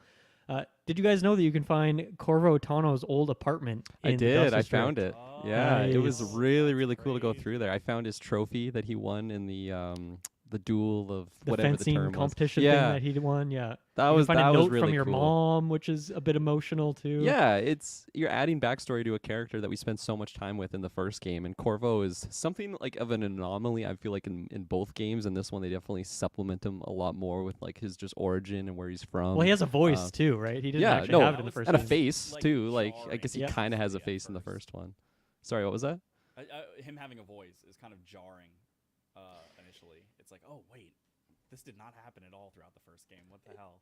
It didn't affect me is- too much because I was with Emily the entire game. But yeah, Yeah, on I guess my so. Corvo playthrough, it'll definitely feel interesting. It is weird too because we talked about Stephen Russell, the voice actor, in the Arx Fatalis episode because he plays Fallon Orboplanix, the great, and then he played Nick Valentine in Fallout. We talked about him there, and it was weird because like I actually recognize that voice now somehow for Fallout, even though I've definitely played more Dishonored 2 in my life than Fallout. But I guess I've mostly played Emily playthroughs, so I'm still like I had to get used to the voice. But by the end of the game, I'm like, man, this guy is an amazing voice actor, and even like his IMDb like doesn't even have his picture on it. I feel like he's just truly is a voice actor. But he is so great, and I love his voice for Corvo, and I really enjoyed having him accompany the character as I actually did the full playthrough now with Corvo. I just think he's fantastic, so that was very fun as well. He does And a really good job. Not slighting him, just it was like, oh, that's wild. He's talking. it's different. It Yeah. really was, yeah. Especially because I Playing the games hate- back to back too, right? It feels especially weird. And like I have 80 hours of Corvo experience from that first game, and then coming in here, I did the tutorial just for like a story like reason of just I really liked it. I don't know if you guys did it. It's I like you're skipped it running this with time. with Emily, and then just like Corvo's train you. I think that's just really fun. I like those two having moments. But yeah, when I first heard his voice, I was like, don't like it. Don't like it. But I think, I mean, yeah, and for my playthrough, I really didn't hear it too much. But I'm excited to go through that Corvo playthrough and just really get It grows immersed. on you a lot, Mhm. actually, I'd say. Speaking of voice actors, Paolo, the great Pedro Pascal, has it, which is like so wild to so see. surprising. And that's why I didn't want to kill him, because I'm like, I want every scene of Paolo that I can, because I just want to hear every line of dialogue that Pedro recorded for this role. As soon as I heard the voice, I was like, that is like that's got to be Pedro, right? Like it's got to be. And then yeah, I googled it. It's like, oh my gosh, that makes it so much better knowing that Pedro's in there. And like getting back to like the siding aspect with the Howlers and the Overseers, I feel like, well, I didn't really choose. So I kind of copped out and just just bypassed it. I focus on that for another playthrough. But I feel like they give enough reason to maybe side with either of them. I feel like in the first game, it's so obvious that the Overseers are just like this tyrannical, like zealots, where they're going against the outsider, which you are kind of the representative of the outsider in that first game. But like they also are just, they seem very like yeah, just like that tyrannical rule. Whereas in this one, maybe it's just because like the leader of the High Overseers, Liam Byrne or something like that is his name. I feel like, I don't know, he's not just like a straight up evil individual, so you can like kind of see like a more positive side to them at least, so maybe it would give you some more incentive to side with them. And then with the Howlers, I mean, they are like an organized crime group, but it's not just a clear I really like one faction versus the other. And I did like that they gave them a little bit of layers there. And yeah, having Pedro's voice on that makes it a little bit harder to murder him. I think also the fact that your loyalty to the outsider is sort of waning as well. It makes you look at the Overseers a little differently in this game, where it's like, okay, this guy is, as much as he's helping me, he's also a cause to most of my problems. Like the fact that the antagonists that I'm dealing with also have the mark, and life maybe would have been a little bit easier if none of these people had these things. Yeah, definitely. It's a funny like reoccurring thing too, how like they're stressing that like, oh, once in like a century someone will get marked, but like every single person that you're interacting with seems like is interacting with the outsider. Even though I think there's only like 7 or 8 in the lore, but it feels like everyone's fucking marked in this guy. It's just because they're the most interesting characters, obviously. What did you guys think of the outsider this time around? It was something that I mentioned in our Dishonored 1 review that I remember not liking him as much, and I think I still hold that opinion. There's something to me, like, he's much more fluid, like, and he's like chewing the scenery a lot more in this game. I feel like in the first one he's always just standing there floating, talking to you, and there's something I don't like about him, like walking around and like sits on this thing, like teleports over and he continues to talk. It just, to me, I guess it's like, this is not the outsider. I know what's this guy doing. And there's something about the performance, or I think it is the same actor, but he sounds different, and I think I like him more that I've played through this game multiple times, and I kind of went into it expecting not to like him. Like, okay, there's some good stuff. I still like some of his dialogue, of course. He's still well written, but there's something missing. It's really hard for me to pinpoint what it is. There's something about him that's not quite as good as he is in the first game, and that's why I'm super curious to see how I feel about Death of the Outsider, because I'm sure it's the same actor and very similar to Dishonored 2, and obviously the engine and whatnot. But I'm curious to see how that story goes, because I don't even know how it ends and all that. So yeah, how do you guys feel about him? It is a different voice actor. It's it is. Billy Lush from the first game, and then Robin Lord Taylor for the second one, and Death of the Outsider apparently. Yeah, this was something that you had mentioned on like the previous one that they do the swap out, and I love the Outsider so much from the first one. I feel like you just have the perfect amount of mystery and intrigue and just monotone to him. And in my opinion, I feel like that is the correct way to do the Outsider. Obviously, I didn't make the game, so maybe my opinion doesn't really mean much here, but just he had such a memorable impression on me from that first game, and really feels like an entity that is just neutral, not good, not bad, just like death essentially. Like he's just completely neutral.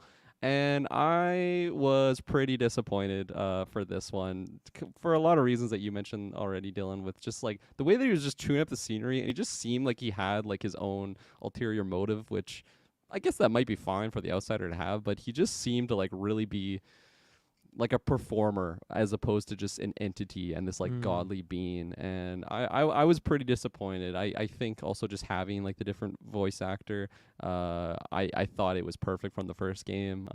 And also just the way that he would just like kind of just stand there and have, I don't even know the best way to describe it. Just like it's not even so much his voice, but just the way that he like delivered the lines. It really just felt like it was coming from a place out of the void, not just like a more maybe flamboyant character that is just like just chewing the scenery.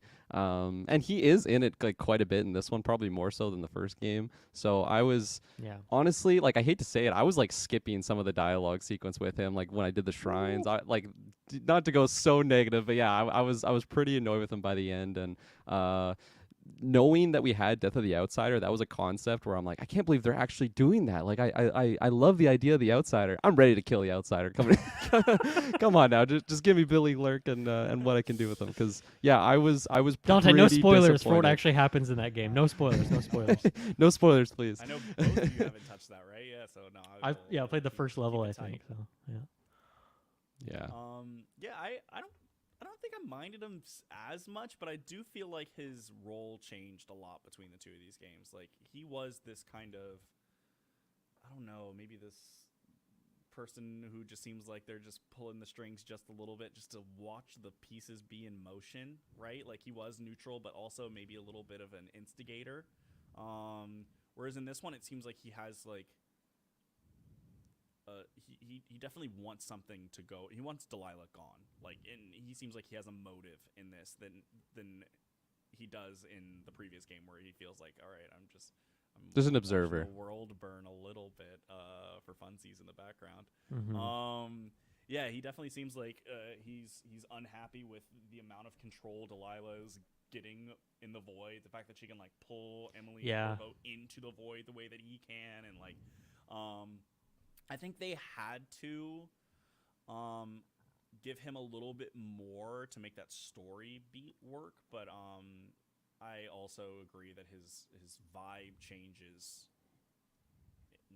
because of that as well. Like he's definitely more flamboyant. He doesn't have this kind of like ominous just like brooding factor to him. He is more just like this Loki-esque character now in this one.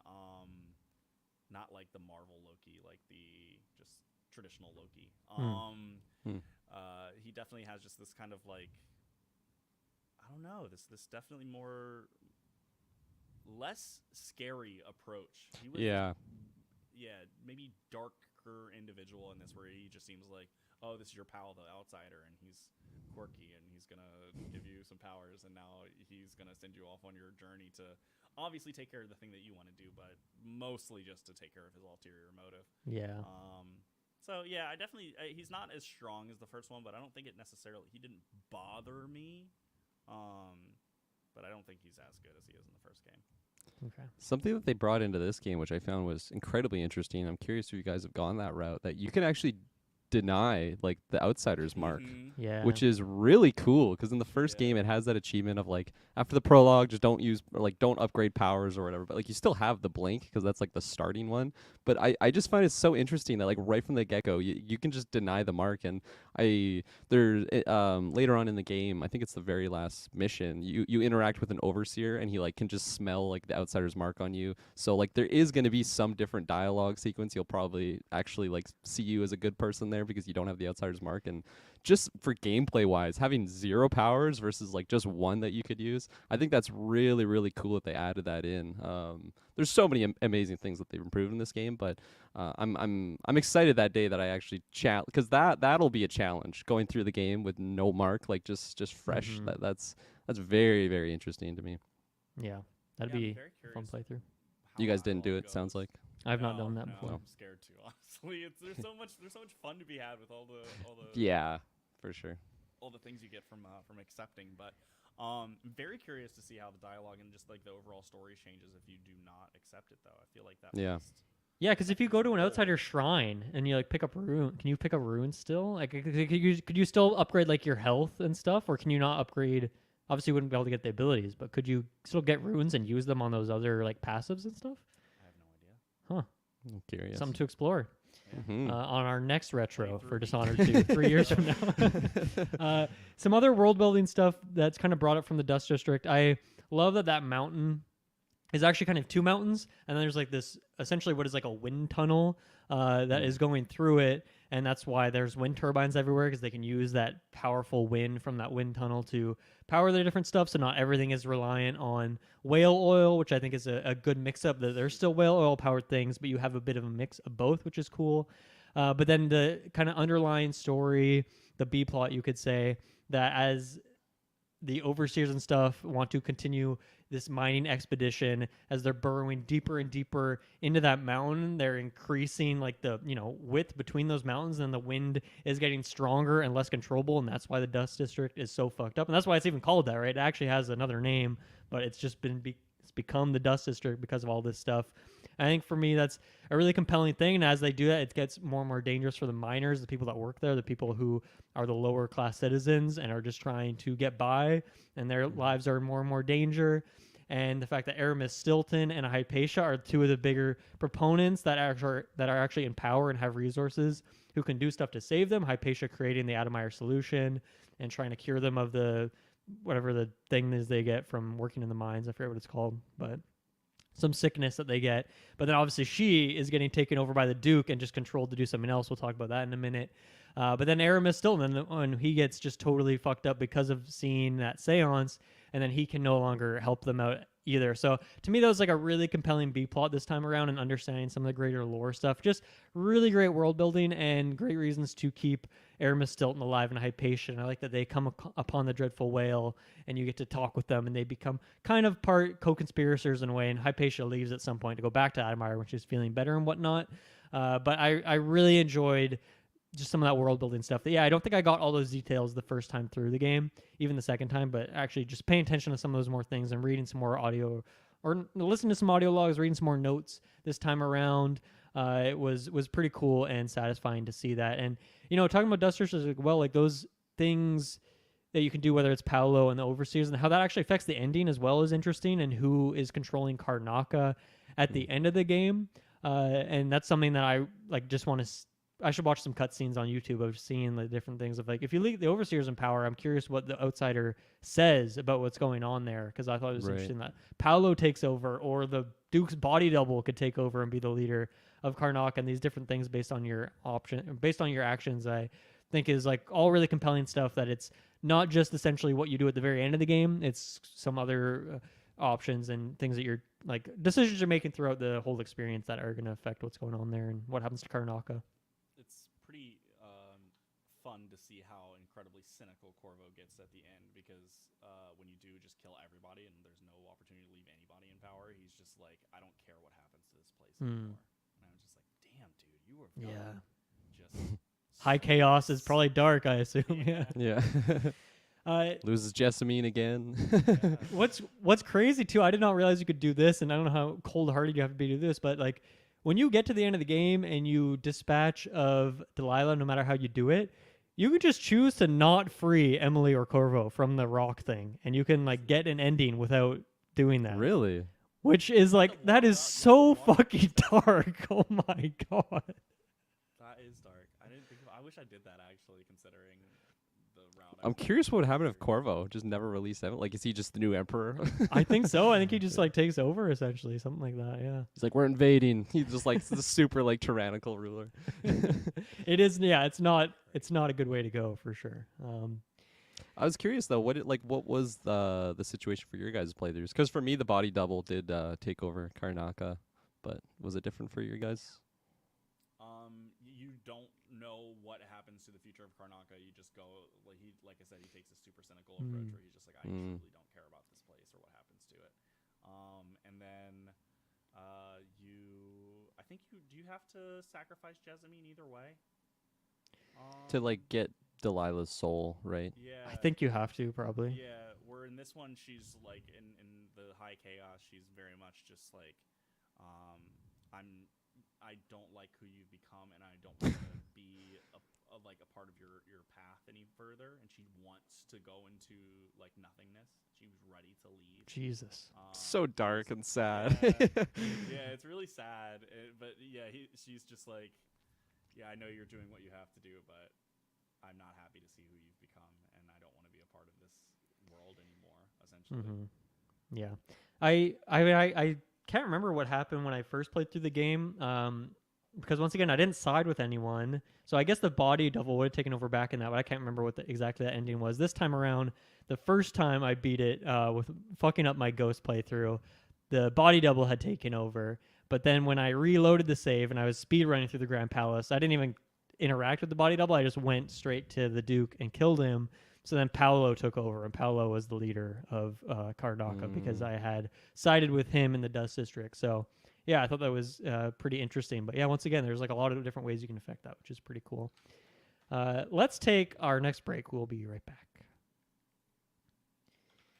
Okay, where do we want to go next? Maybe we should talk about that Duke, the Duke of Serkonos, a little bit more. Duke Luca Abel, played by the great Vincent D'Onofrio. I thought it was him. Yeah, very recognizable voice again. Which, man, hearing his voice like over the loudspeakers when you're going through the city, I just loved it. Like immediately back in 2016, I'm like, this voice is fucking fantastic. I can't remember if I was watching Daredevil at that time, but like he's just so iconic. And to have both him and Rosario Dawson as Billy Lurk, Megan Foster, both of them from Daredevil, I always really liked that element to it as well. So that'll be a fun when you watch that series, Kirkland, and you can have both those actors in there. They're both fantastic. But I feel a bit, I mean, I love the Grand Palace as a level. And once again, I love the approach section. The streets when you're going there, I think are fantastic.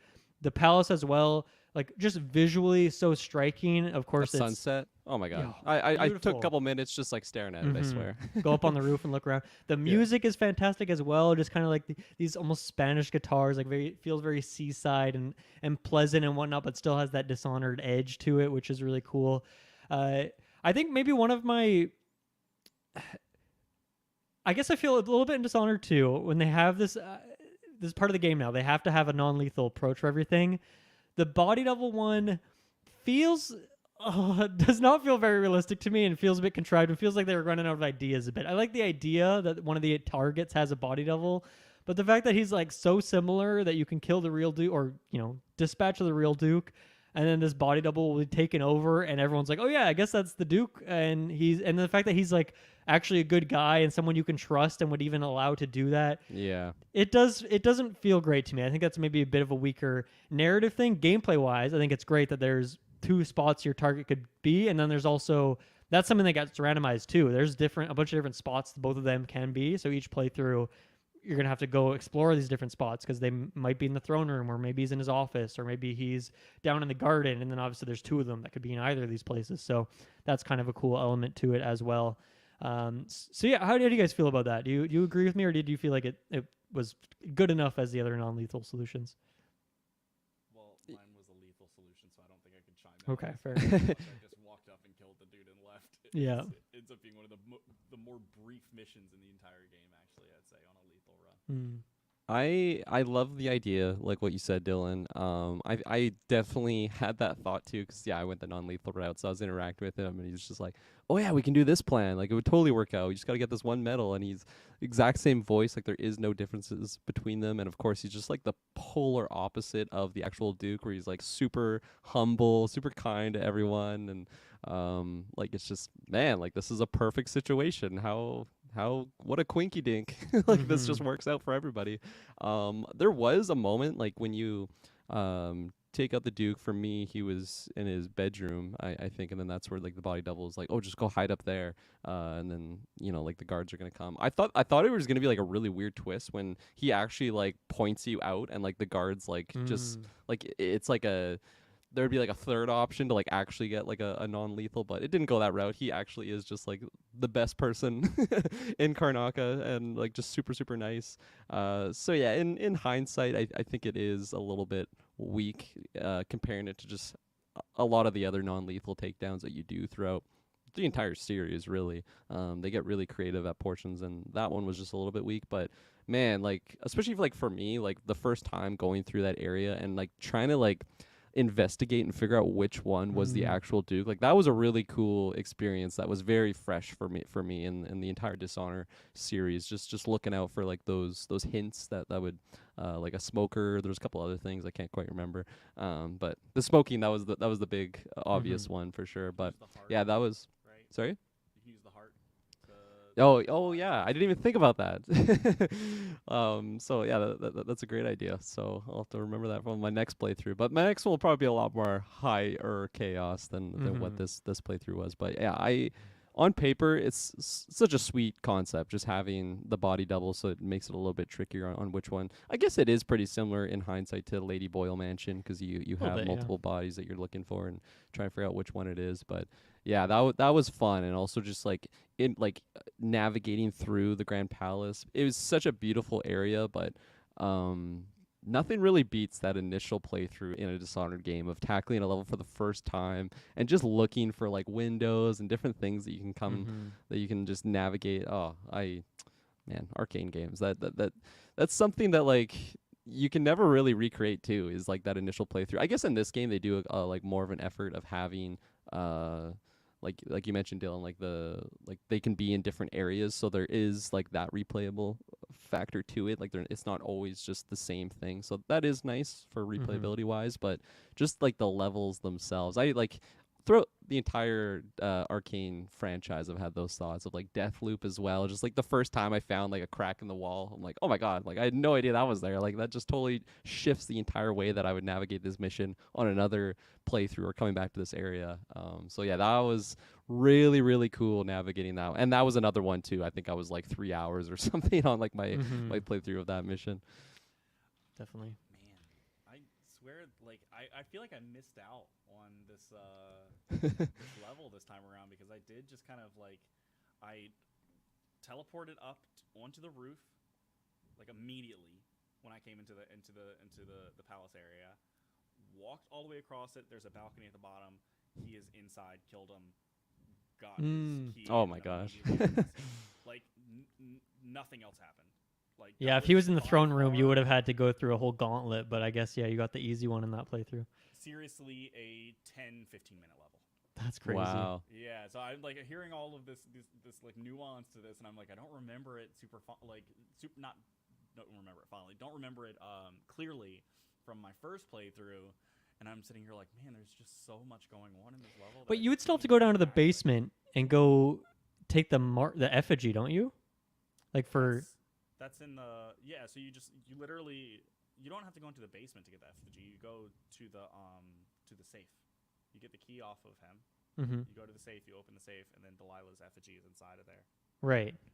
And so literally, you don't even have to go into the mansion. You just go down the staircase essentially, and you can get right there. No, I went outside again. Oh, okay. Still outside, went around. There's a space with a arc pylon.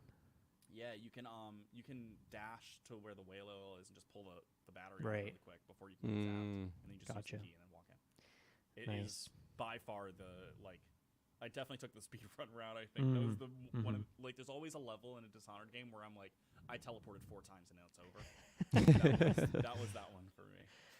Which can feel good, but like I do love that so much, level. Though. It is great. I mean, just visually alone, it's such a striking level in that way. It's gorgeous. It's beautiful seaside manor. Definitely reminds you of like some of those like really gorgeous Hitman levels, like Seaside or felt like. I don't know, maybe reminded me a lot of some of the Deathloop levels as well.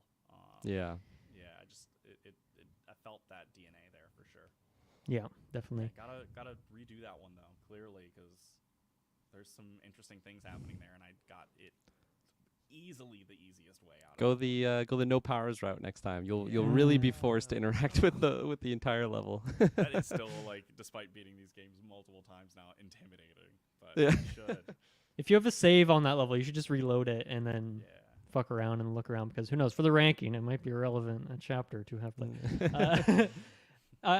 There's the couple first levels. We'll save the Dunwall stuff, but like the edge of the world where you're going through the streets of Karnaka, you get to Adamire Station, then you go to Admire Institute. I don't know if I really have too much to break down about those levels. I think they're both fantastic. I love going through both of them. They're fun on multiple playthroughs. Of course, I've played through those levels like 4 or 5 times because I start playthroughs and don't finish the game. But of course, you always get through those levels in those playthroughs. But like Edge of the World is that first main one. It does a great job of like introducing black markets, teaching you like blood flies, and that being a whole new mechanic, which I think is great that they didn't just do rat plague again. Obviously, that would not be as fun the second time around, but it wouldn't really make as much sense for Karnaka. But there's still rats in the world, so you have all those mechanics still. But now you just have more stuff where you have the blood flies and you have to burn them with fire. You have the nest keepers, which are so fucking creepy.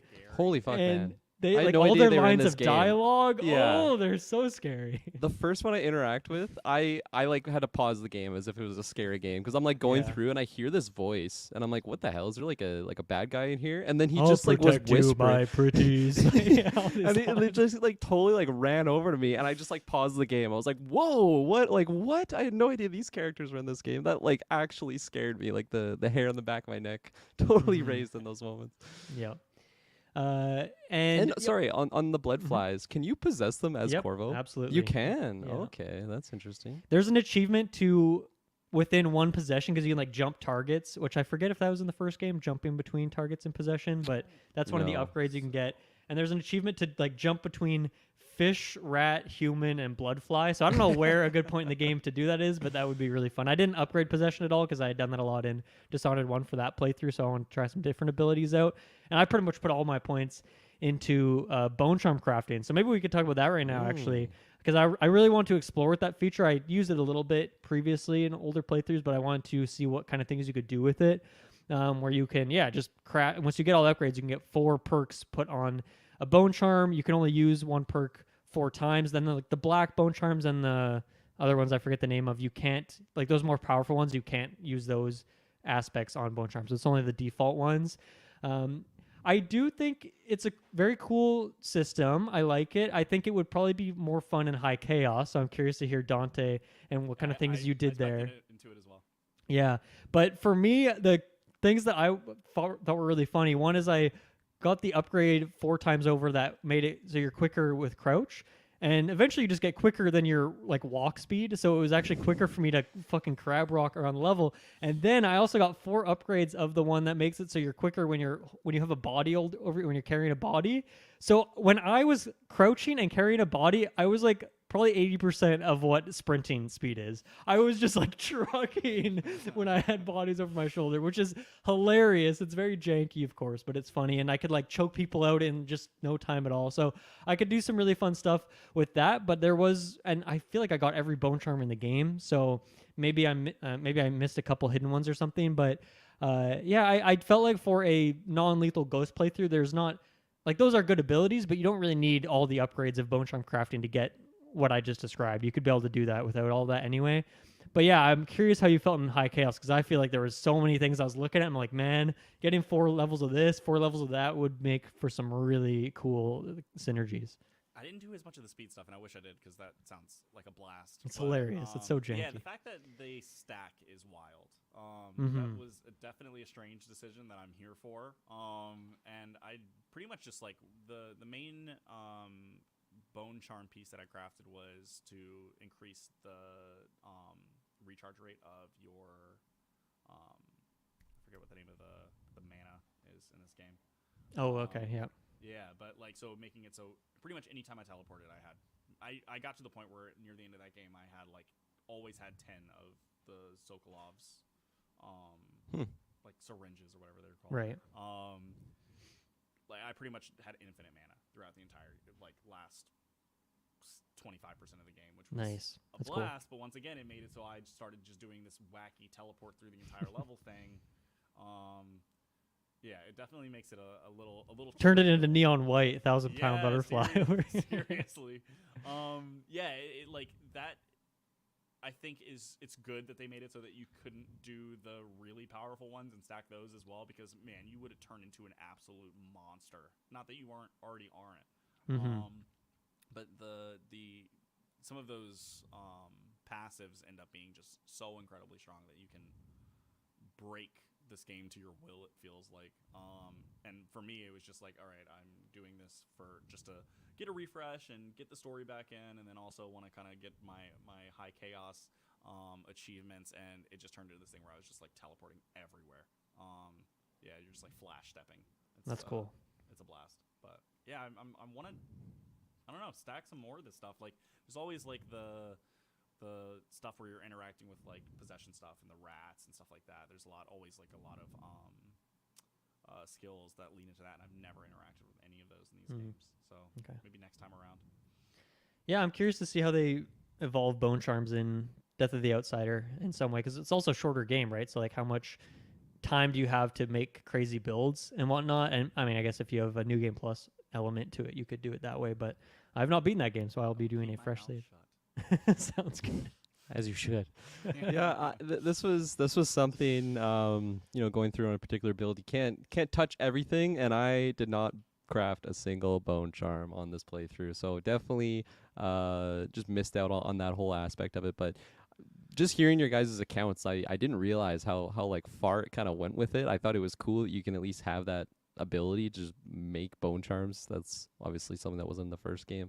But I was like looking at it, and I was looking at the other skills. I was like, I'm probably just not going to touch this on this playthrough. Because I already wasn't getting all the bone charms and like runes on this particular playthrough. I was just going on it for a full story aspect to it. But I did like some of the adjustments that they made to bone charms. There were some that were like dedicated, like high chaos ones where it's like for murder, like so obviously, like the font's like in red. Like in Dishonored 1, I feel like it's just so limited what you really get out of the bone charms. Like there's some that are useful, some that are just not useful at all. But they don't really like add a whole lot. Like you could probably get through the entire game without even like touching them. But these ones just seem like they have a lot more weight to them, and you can really just get creative. It sounds like with you can just craft them. It's nice that you can even just destroy ones that aren't useful to you, and then you get stuff out of it that you can use to make things that are, even just turn it into runes. You could not make a single bone charm, instead just have a ton of extra runes and get a bunch of powers, which I think is pretty cool. Really that cool. You can recycle them that way. It's fun. Odd ones still, that maybe are just meant to be fodder for destroying and getting resources out of. Like Leviathan, I think is like increased mana regeneration while you're in the water. Right. When would I ever use this? I feel like I swam like twice in this game, because one of the bone charms that I crafted, one of the negative, because there's like a chance that you'll get a negative effect put on it, and it was like you swim slower, and I'm like, okay, that's not a big deal, I guess. But then I was like, yeah, truly, I swam once or twice in this game. I don't know. There is obviously parts with water, and I didn't have possession, so I wasn't looking for fish, I guess. But yeah, I don't know. I felt like it was maybe underused, and there was like other bone charms to like swim faster. I'm like, I don't think I would ever need this on. It's not really particularly useful. Let's see. There's only a couple levels we haven't talked about. The Royal Conservatory as well, for me, is one that almost feels better in concept than when I actually play through it. And I was looking forward to it on this playthrough to see how my thoughts on that evolved and changed. But I was truly just like, oh yeah, like this level's all right. It's good. It's solid. Dishonored, but I don't know why. Because I love the setting of it. And I like the idea of the witches and whatnot, but it doesn't do too much for me. I think for me, it's probably because I just don't love Delilah as a villain. So to have like Ashworth and being the one who's closest to her and also using witch powers and stuff, to me also, I felt like the non-lethal solution here of you like disconnect her, you remove her connection to the void, felt to me a bit like, okay, am I really removing this threat? Like I feel like this is one is very debatable if I'm actually doing anything good. Like obviously I'm immediately slowing her down, but I don't know if this is actually removing this threat in the future. Like I'm sure she could reestablish this connection, or Delilah can probably establish it again for her. So it felt maybe a bit like, okay, they're running thin on ideas here for non-lethality. Remove her connection, which teleports her to that space, and then stab her. Yeah, that's fun. She's no longer a threat. She's gone. Like I said, at this point in the game, I was still non-lethal, so I was like, I'm going to keep her alive. But yeah, that's how it turned out. But any Dylan, thoughts on that level? She even says, I'm not a threat. I'm not a threat to anyone after that point. I was kind of chuckling in that moment, because I feel like that's happened a couple times in the first one, where you like dispatch someone non-lethally. It's like, I am not a threat to anyone anymore. It's like, okay, I'll just take your word for it. Yeah. When I could just stab you right here or something, or I don't know, Mhm. ship you off to the mines. But yeah, this whole like sequence, it's funny. It kind of felt like a DLC to the DLC for Bring More Witches, because it was just you're interacting with a lot more bring more bitches, bring more witches. Just shit talking them here, but yeah, I feel like I do like the aspect of the witches, but not kind of like to your point, Dylan. Like I feel like I'm not super attached to the Delilah characters, so maybe if I was more so, this would have hit a lot harder. Um, You said that Obviously, it's you quite liked the main story. I thought in the overall. I'm curious, like yeah, like where that comes down on Delilah.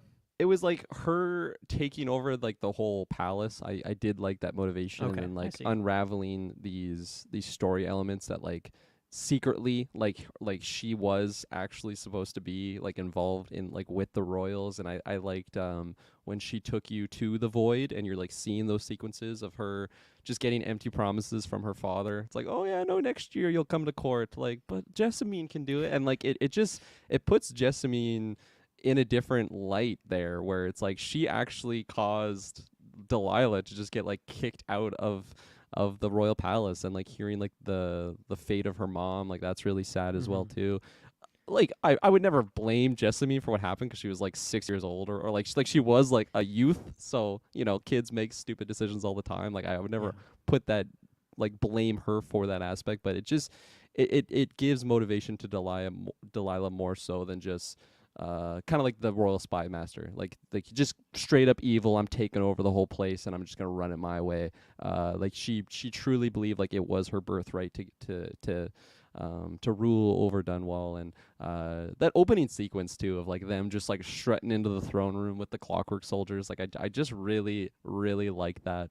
But I think by the end of it, I just wasn't as satisfied as maybe as I thought I would be, because of the great introduction to it, and we were going in a cool route with her motivation as a villain, and like her just feeling like it should have been her. But maybe it was also like the non-lethal route. Like I just felt like I replayed like the ending of Brigmore Witches, of like Yeah. just getting like putting Put her her in in a a painting. painting. Yeah, she's just stuck there.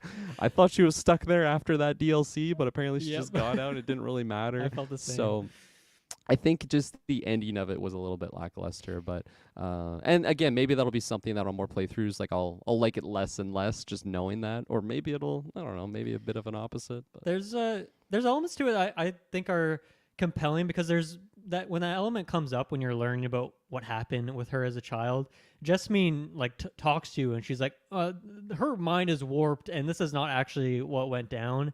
And I thought that was an interesting element. It's like, okay, is she lying to me? And therefore, when else is she lying to me? Because I always, whenever I'm thinking about like whenever I listen to those heart messages, I just take that as like the full truth. I yeah. almost feel like there's no way that it's not someone's mind and like emotions changing what they're saying. It's just like this is like a fact about this person that you're reading or this environment. So I think that kind of throws a bit of a wrench in there that I quite enjoy. Of like, yeah, actually, how truthful is she being? And is she just like, I guess whether you're Emily or Corvo, is she just bending this to like what you want to hear instead of what Right. is the truth of the matter? So I like that element. Now, one thing I was curious about, like, is Delilah's connection to Jessamine ever mentioned in Dishonored 1? I can't actually recall that coming up, because that story is like tied to Dowd, right? And it's not, you're Yeah. not like Corvo and Delilah don't interact, which is kind of interesting that then she becomes the villain of this, and it feels like a sequel to that, but then the sequel that you're playing to was for a different character. It connects in a weird way. So I was wondering how much of that was kind of set up with breadcrumbs in the first one, because I don't recall in my recent playthrough like actually encountering any notes or audio logs or anyone mentioning that outright. I just know her goal is the same, right? Like she wants to control Dunwall. Like, and even in Yeah. Bergamore, she's like trying to possess Emily. Yeah. Right. Mm-hmm. Yes. Yeah. I guess But- she's but trying there's to no, like- take over her body. But Right? there's no connection to Emily necessarily. It's never mentioned that like it's her birthright as well too. Like that's, in my opinion, it's very obvious that was written in later to get this character. I do like the fact that it was, I mean, we mentioned it on that the first retro for the first game, like just you introduce the villain of the second game in a DLC, like that's pretty wild. And I think it was okay enough to of like reasoning to have her just like, again, feel like this is her birthright to take over Dunwall there. I I can't really come up with like a better way to tackle that, but maybe there is a great idea out there to have a better villain in this one. But I think it worked enough. Yeah, I think her overall goal too is something I'm a little foggy on. Once again, maybe there's more notes and stuff in there, but I think they could have done a better job of putting this explicitly in like cutscenes that you're supposed to watch and stuff. Is okay, like what is her goal exactly? She took over Dunwall, she took the throne, but then she just like kills a bunch of people and pretty much lives the same existence as she did in Brigmore Manor. Like I don't really know what her overall goal is in the long term, and I think that's maybe something that makes it feel weaker. Yeah, and I don't know if this is a chaos change, but like when you so ultimately the end of this game, you're going back to Dunwall, which I think is a really really cool moment. Like I love it when games do this, especially when it's been years and the engine has been improved. Like Shadow Moses moment in Metal Gear Solid is like one of my favorites ever. But when you get back, it's like Dunwall's kind of gone to shit. Like again, but especially so. Like it's like even spaces that were like doing all right are like just in total disarray, and it's like, okay, is this for like when I went through this, I was like, oh, is this just because I'm high chaos now that I'm getting back to Dunwall and it's like a disaster, or was like if it's a low chaos run, like does Delilah's rule actually mean good things for Dunwall, or was it for you guys? Was it? Yeah, no, it's full.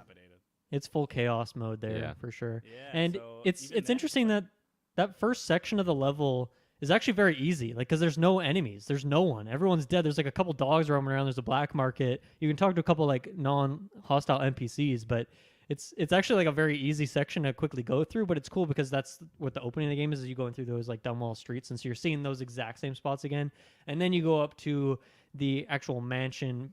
Or Dunwall Tower, I guess. And that's where it's like, okay, now this is the same location as the first game, but it's Delilah-ified. Everything is fucked up and all that, which is cool. I think, once again, actually a big weak spot here for that final level for me is that there are so many loading screens.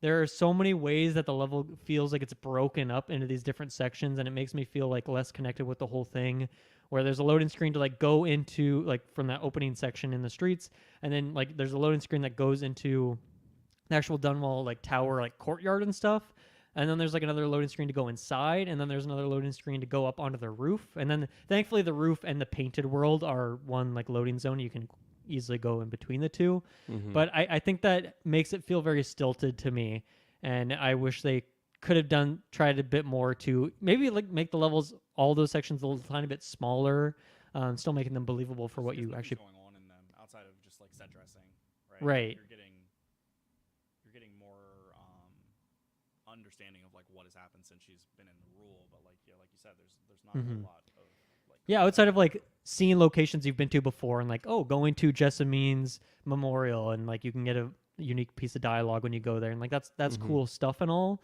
But overall, it feels like a bit weaker. It's just a weird choice to, okay, you start in Dunwall, that's where the villain sets up, and then you go to somewhere else. So then, obviously, it's really hard to implement screen time for the villain into the game when you are in different places that take like weeks, I think, or at least a week or something to get in between those two spots by boat, whatever it is, and obviously you don't see that part of the game.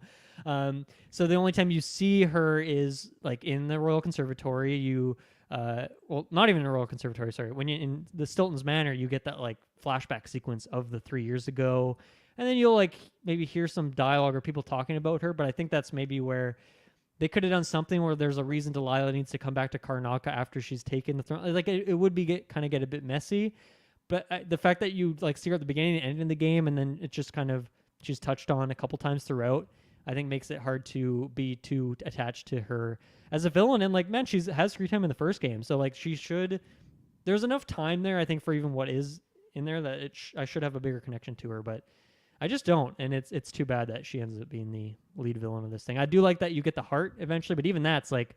You get that at the end of Royal Conservatory, which is the second to last mission, and that's where you can get more of her dialogue. And I like that there's kind of a battle between her and Jessamine happening in the heart, and you get dialogue from both of them. It's kind of interesting. So there is elements that are done correct or done well, but overall it definitely falls flat as like a through line narrative.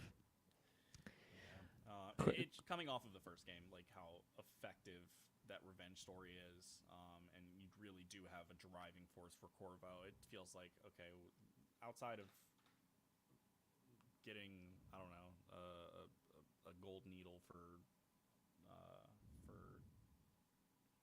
Emily or for Corvo, and getting them like out of stone, like Delilah doesn't feel like this just like overarching threat. It's just more like, okay, I need to find a route towards getting Emily back. It never feels like Delilah's going to be a serious problem, even though you do have to find a way to make sure that she stays dead and yada yada. But like, yeah, it doesn't feel as much of a your driving force doesn't seem as strong for some reason to me. Yeah. Why don't we take our last break and we'll be right back. Okay, we're back into it here, Dante. I know you have some commitments at some point here, so we'll race through. I think that I just have a few more topics here to get through, but we've talked about Emily, but not talked about Emily in a way, and I think it's worth mentioning that she is one of the people among many that are recast voice actors from the first game to this. It makes sense a bit because there's a time jump here, but I love what they did for the voice actors here. Erica Luttrell, not a person I'm familiar with outside of this role. But I think she's great. I love the voice that she has. I think she has a great presence to her. And then just like that new moveset is fantastic. The little change to far reach of being able to slingshot yourself is a cool thing. And even just the way it feels. I like the shadow crawl ability is really interesting. You mentioned Domino, which is cool because that's been in Deathloop as well. They brought that one over. There's like Mesmerize. You can create duplicates. So a lot of like Deathloopy things actually show up here as well with her moveset. But I think she's great, and it was obviously in my first playthrough, I immediately wanted to go play as Emily, as I think most people do. But it's cool. I'm really excited to do a New Game Plus playthrough and having all their abilities in one. Like that's insanely cool. So that's something that I regret not being able to figure out before I started this playthrough again. But Emily, just really, really great job of like they kind of had to create a new character for this game, but they still had to make it connected to the events of that first one. And I think they just completely nailed it on that side of it. Yeah, I loved going through this game as Emily. I really just have so much attachment to Corvo because I've spent so much time with that character, and I love that character and like the entity that he kind of has, especially like being the man in the mask and the fear that he brings to just the threats of Dunwall. Corvo is one of like my favorite like fiction like video game characters of all time. So it was kind of hard for me to like pick Emily at the start of the game, even though it's like I do want to experience a different moveset and a whole new experience. And I also I haven't experienced both of them, but I feel like if you're going to do one playthrough of this game and you've already done a playthrough for the first game, you should probably choose Emily. It just seems like the more story accurate one, as well as her being the one that escapes and having her kind of chance to do what Corvo did in the first game. It just seems the most natural to me, at least, but maybe that'll change on my Corvo playthrough. Well, they do a good job of like, okay, Corvo's moveset is authentic to what it is in the first game, but through the upgrades that you can do, you get a lot of new features that they add to it as well. Like you can get Dowd's teleport ability essentially put over top of your blink, which is a cool thing. And yeah, just adding other like fun additions to the movesets, like new things with possession or the rat swarm ability. I don't think I've ever even used that in Dishonored 1, so I'm not even sure what, but I think that's like new and improved and stuff. So they've added little features here or there, but at the same time, I like that you can kind of just, in a legacy way, play through this game with the moveset from the first game. That's pretty cool. Yeah. No, absolutely. Especially the fact that you can stack them in later playthroughs. Yeah, that's amazing. That's crazy. You're just the outsider at that point. Was there any weird things you could do specifically because of that? Is there a weird combo of like, I don't know, Domino and Rat Swarm? I'm trying to think of like what would be something weird you could do that mixes with the Domino, two. you end up being able to combine that with literally anything you want. So that one is like an added bonus. But like, I was trying to do some like weird maneuverability stuff because you can switch between the far reach and the Right. And the fact that the far reach does slingshot you, I think, is super entertaining to be able to launch yourself off of something with the far reach and then switch to the blink and then blink forward. That's sick. Forward I love that. you to stop in midair. Right, with the Dowd perk thing, yeah. Yeah, so you get to do some really wild That's cool. maneuverability stuff. Like that's what I was saying. Like it got to the end of the game, I was able to just like slingshot myself to the end of the level. Just super super fun. With Emily's ability, like the fact that you can create that duplicate and then domino that duplicate and then other enemies and do stuff, I think is also a really interesting synergy. That's pretty fun. I like that ability. I got to do another playthrough with Emily because obviously it's been a couple of years here, Yeah. but she's fun.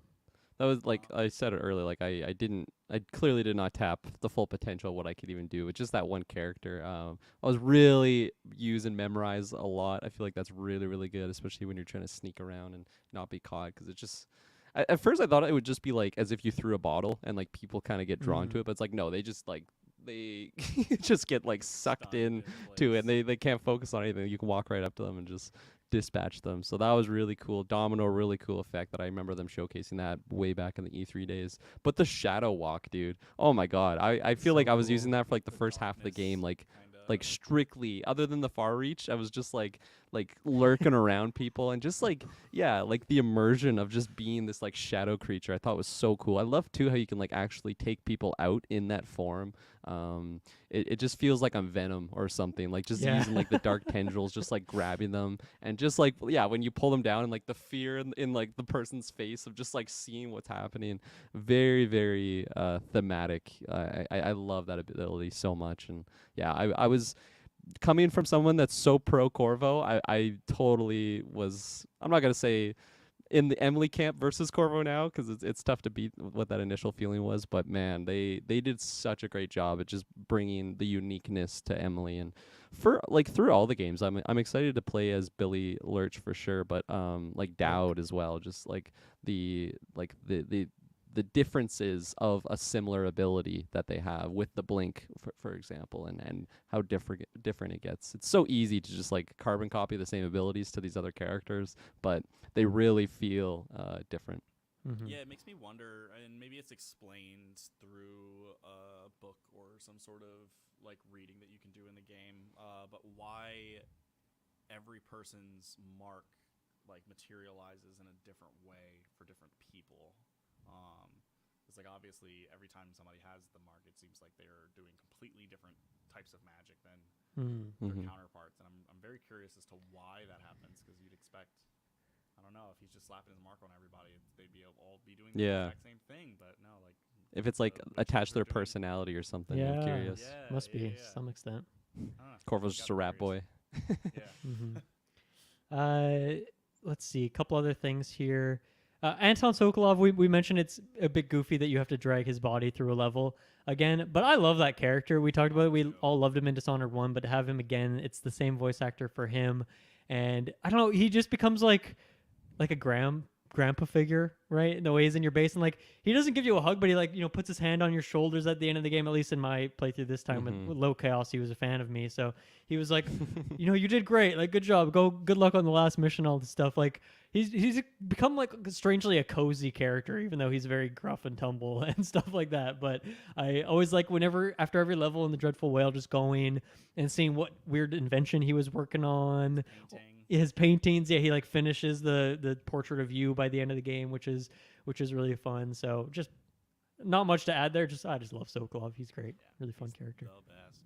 His inspiration in Karnaka is really interesting too. I think you mentioned this, but like it's so funny that when you get back to Dunwall, you end up doing like 3 whale puzzles like back to back, and it's because this is like more prevalent here. This is a technology that's like more more part of their culture, I guess, than in Karnaka, where it is like wind turbines and stuff like that, and you occasionally see some whale oil here and there. Well, yeah, it's like Jindosh just like actively wants to become the coolest, like most relevant guy around, so he's just trying whatever he can to like oust Sokolov's tech from the world as much as he can, replace it with his own.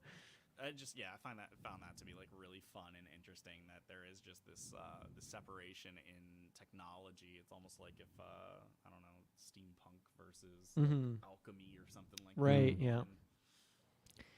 I like seeing just like his his like healing as like you'd come back from like multiple levels. Because when you get like he's just like a frail skeleton that like can't even like wake up when you initially save him, and then he's getting some color back. You know, come back after a couple missions, and then he's starting to, I don't know, look like he's got some more meat on his bones, just looking like a healthier individual. And then like just such a, especially again like low chaos, like that was my ending, like just knowing like he just goes to the north, and like that's just kind of how he spends out the rest of his days. It's just like, man, what a life that guy's had, and just, you know, he deserves to go out the way that he did. And yeah, very much hit that grandpa vibes for sure. And I don't even think it's really like said in the first game, but it was cool like getting the flashbacks of Emily like interacting with him, like when she was hiding out at the Hound's Pit pub, and just like him kind of teaching her some like lessons. There's a couple moments of him just like joking around with her. So like in hindsight, it's cool that they show those images to just show the bond that those two characters had. I'm not sure what they did for the Corvo playthrough there, because it seemed like they kind of got off to a rough start in that first game, but definitely probably came around when they're all working with the same team. More on some like old friend energy. But They have a lot of respect for each other, right? Yeah. Near the end, though, Sokolov's, I guess, legacy is a little sad on the High Chaos run. He's pretty much just like, he did not acquire, or he did not actualize a lot of his dreams. Oh. And he's just kind of a middling end and didn't necessarily... Man, even though his tech is everywhere and he's such a relevant, important guy, he just couldn't find the happiness at the end of the tunnel. Damn. High Chaos, man. Bad somber vibes. note for sure. The Dreadful Whale I think is a fun new hub. I don't know if I prefer this or Hound Pits. Like they're pretty much even for me. I like that at least for the first half of the game you get little side quests you can do, like, oh, clear out these blood flies, or this door is jammed, like you have to go sneak around the outside to break in and stuff like that. And there's like a couple bone charms and things you can find throughout this. And at the end of the game too, when you can like sneak into Megan Foster's room, you like steal her key, go in there, and then there's like the posters, the old wanted posters, the audio log for Dowd, which I swear that dialogue is like at least partially, like they might have just ripped it from Dishonored 1. Like I don't think Michael Madsen came back to give this performance. Like to me it sounded almost identical to like parts of what my ending were in like the ending cutscene of Brigmore Witches. So I'm curious what's going on there, but I thought that was kind of an interesting thing to find. I don't remember if I found that back in the day, but obviously the Billy Lurk, it's hard for me to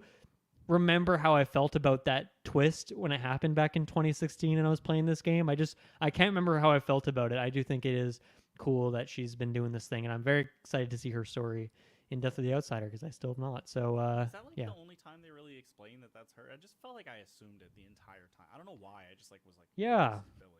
I think it isn't not until the end. So yeah, I wonder if I felt that way too. Do you remember, Dante? Did you have that back in the day? Did you before that reveal? Big surprise. Yeah. I was just like, oh yeah, this is Billy. Okay, cool, got it. She has a new name. She has a new she has a new boat. She's in hiding, but like, I guess it just like connected quickly. I don't know why. I don't know why that those pieces aligned to me, or maybe it was, I might have played Dishonored 2 and then went back and did the DLC. So maybe that was like I didn't have any concept of who she was, really. Right. Like, yeah, that makes sense. And then went back and played the DLC, and then was like, oh, that's who that was in this, and it just didn't have the same effect as if you were to play the DLC through. So I think, Kirkland, you got it like the proper through. Whereas like, I think I maybe got mine a little bit disjointed, because I'm pretty sure I went back and did the DLC after I beat Dishonored 2 the first time.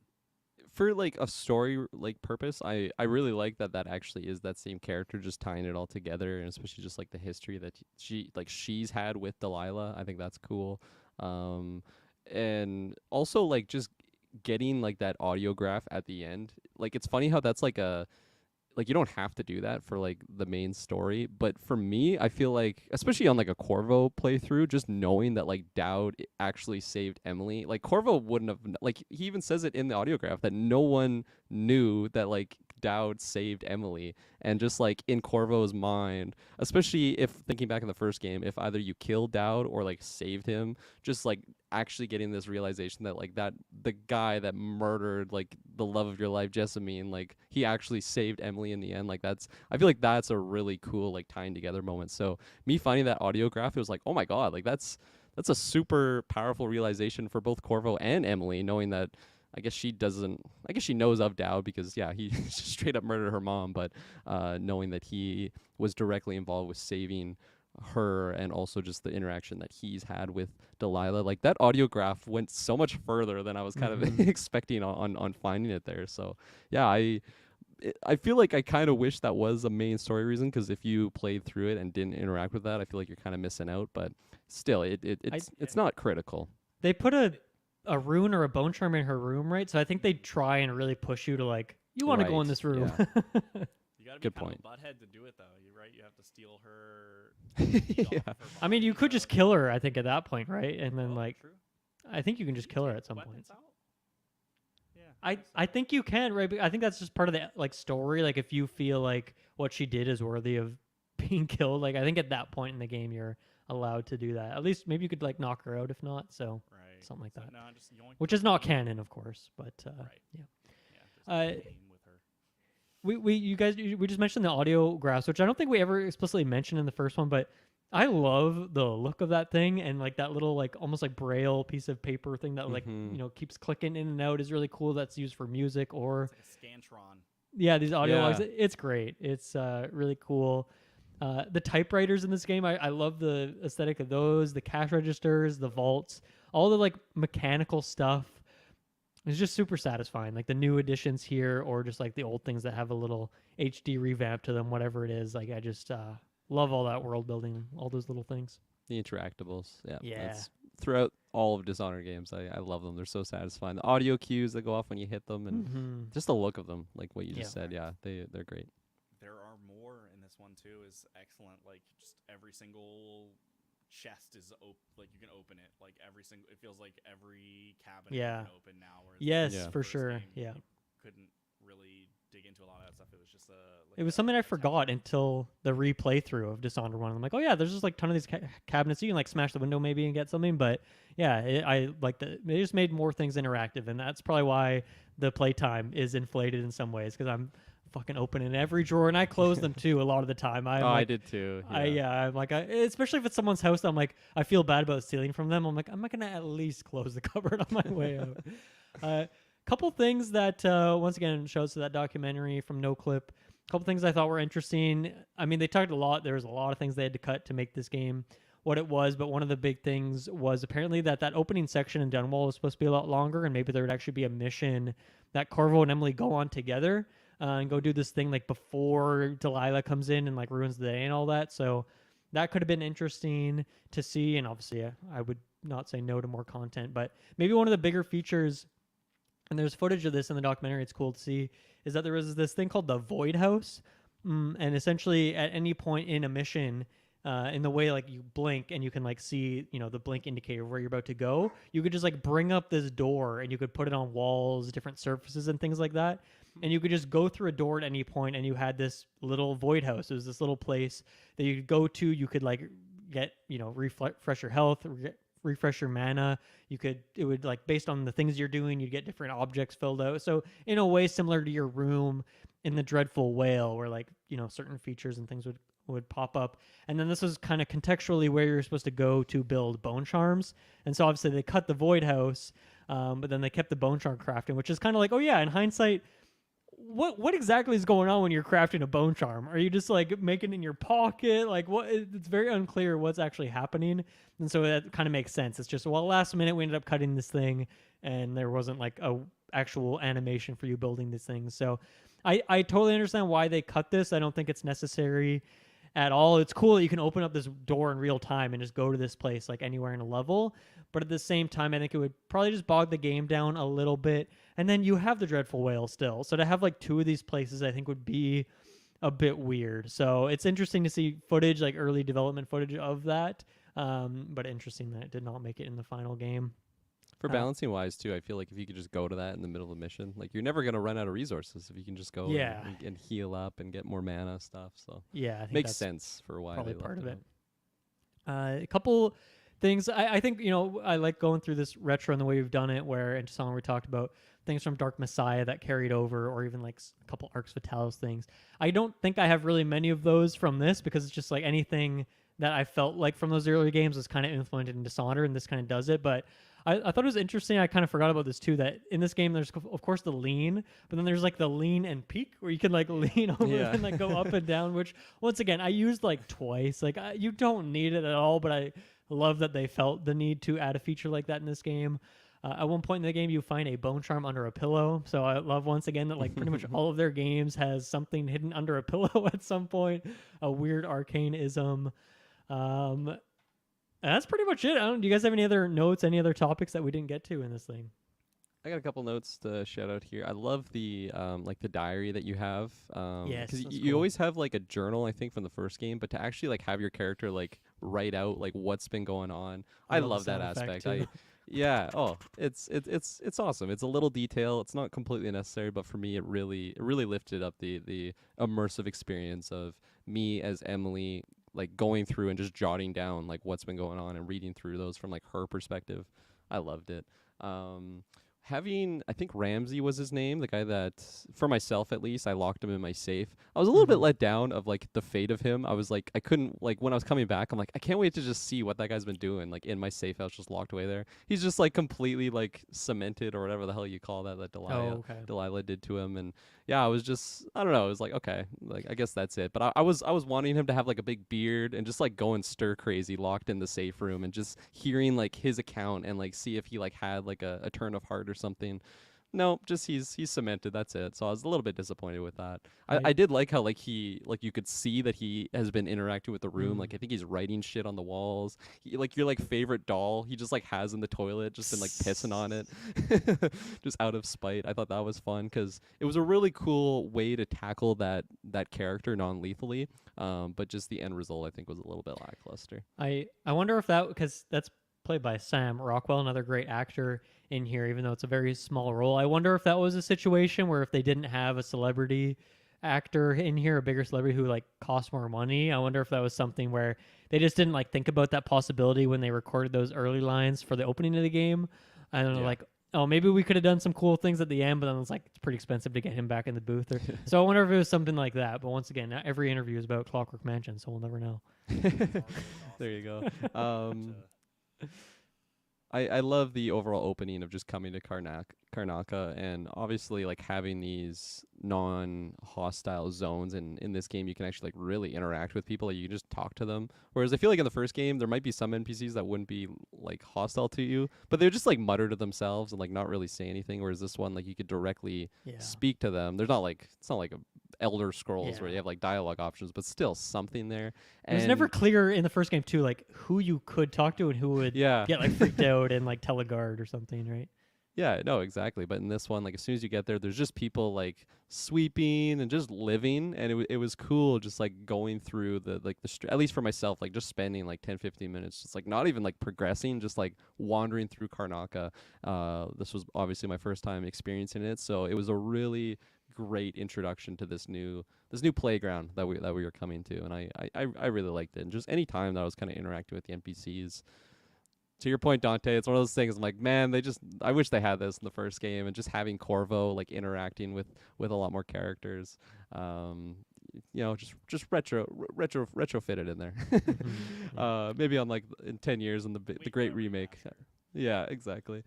So yeah, a lot of comparisons and similarities to the other games. This one versus the other ones, I could really see the Deathloop isms coming into play. Whether it's just like your investigative board that you had with like the different like people of like your targets, then you just like X them out, and then you just keep adding to it. Very, very much felt like when you're getting your what do they call it, visionaries, and like just how you're gonna tackle it. I really like saw that translate over, and just like you kind of figuring out how you're gonna take out this situation. It really felt like you are that investigator and the best way to take it on. And like her whole plan on going to Karnaka isn't to like find a way to kill Delilah. It's like figuring out what happened and like how this conspiracy is kind of starting, and that whole investigative motivation for her really just made me think of Colt and like figure like how he had to figure out his own way to break the death loop. So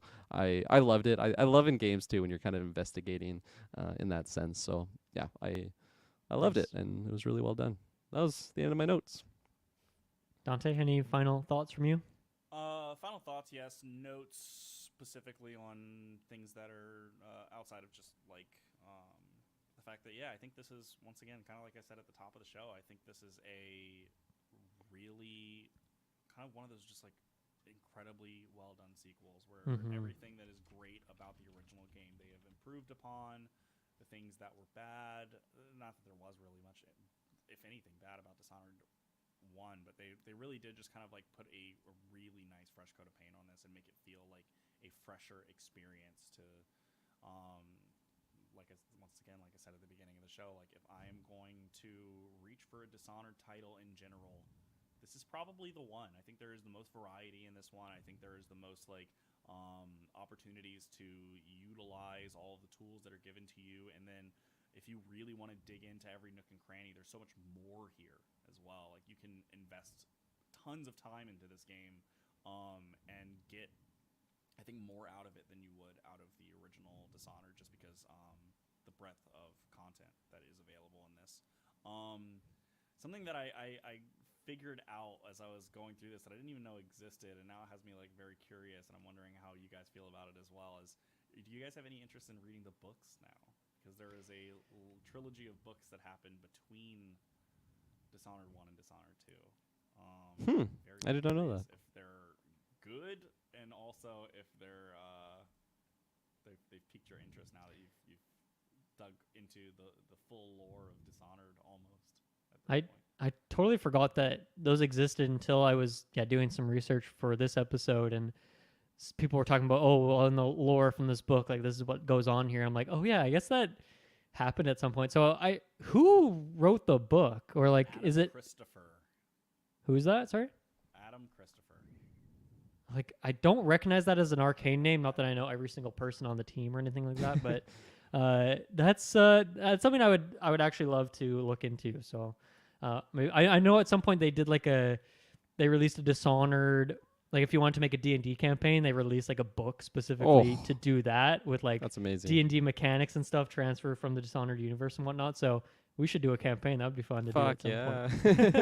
But yeah, these books, I should read them, man. That's great. I 100% into it. Like he's known for doing like some Star Wars books. Definitely Okay. like utilizing some pre-existing media, and then Yeah, I'm sure it's like checked over to some extent by some of the creatives and writers over at Arkane. Maybe, hopefully. Yeah. the I one like came out about a month before the game came out, and then the two came out 2 years after the game came out. So definitely interesting to fill the gaps. So in post between those Death of the games. Outsider, I guess, too. Yeah, okay. Yeah, so to fill those gaps in between Yeah. Dishonored 1 and Dishonored 2 so far after Dishonored's pretty much wrapping up as a So wait, all the books are in between the two games? Yeah. That's what you're saying? Okay, interesting. Okay. Very, very interested in any like supplement material to a game and world that I just absolutely love. I don't know, like it is great that it's between the two games, but part of me is like I kind of just want to know what happened before the events of the first game, like how just what started this like political tension in Dunwall and just the overall vibe amongst the Empire, and just how it became to this point that you have these characters that are just overthrowing like the Empress and just that aspect. I have gone that route. I love like Warhammer Fantasy, so going into like what I thought was canon and then reading like an actual book about like, you know, you kind of make the arguments like, well, it's their version of the canon. It's really like brought or like like maybe a character's motivation is just completely opposite of what I would have wanted, and I'm like, oh no, now I just have to like disregard this and have my own headcanon on what satisfies me. Not saying that would be the route of these, but it could definitely go that route of maybe just a certain character. You get their internal dialogue, and I'm like, what the hell? No, that's not how I read into, I don't know, Emily's motivation for it. But I'm definitely intrigued because I love this universe so much, and if it truly just is like Death of the Outsider is the end of Dunwall and the Isles and all of this stuff, Karnaka, I am sad that I would never get further information or just further stories about it. So maybe that would be the route of going for the trilogy of the books, because I didn't even know that was a thing. Honestly, that's really really cool. Mm-hmm. Yeah, I didn't beforehand either. Yeah, they have positioned themselves well to open this back up one day. Obviously, we'll talk about this a little bit more as we get into Death of the Outsider, but Mm-hmm. there are so many side stories that I think could make compelling full stories in this universe, and I hope that they either do the Deathloop thing and they're like, hey, well, this universe is bigger than you even thought still, and these worlds can connect, or they start digging into particular pieces of Yeah. past or potential futures. Yeah, I mean, we assume that Deathloop in that connection takes place like who knows how many years, but like many, many years in the future. But once again, we'll talk about all that in Death of the Outsider. At the end of that episode, we will have a discussion on what we want to see for the future of this series. But I'm so glad that we could finally do the long-awaited Dishonored 2 review retrospective on this, because once again, I was talking about this on the podcast to the audience, to the listeners, like, oh yeah, the review's coming at some point, and then look at that, it took 7 years. So I'm glad that we finally did it.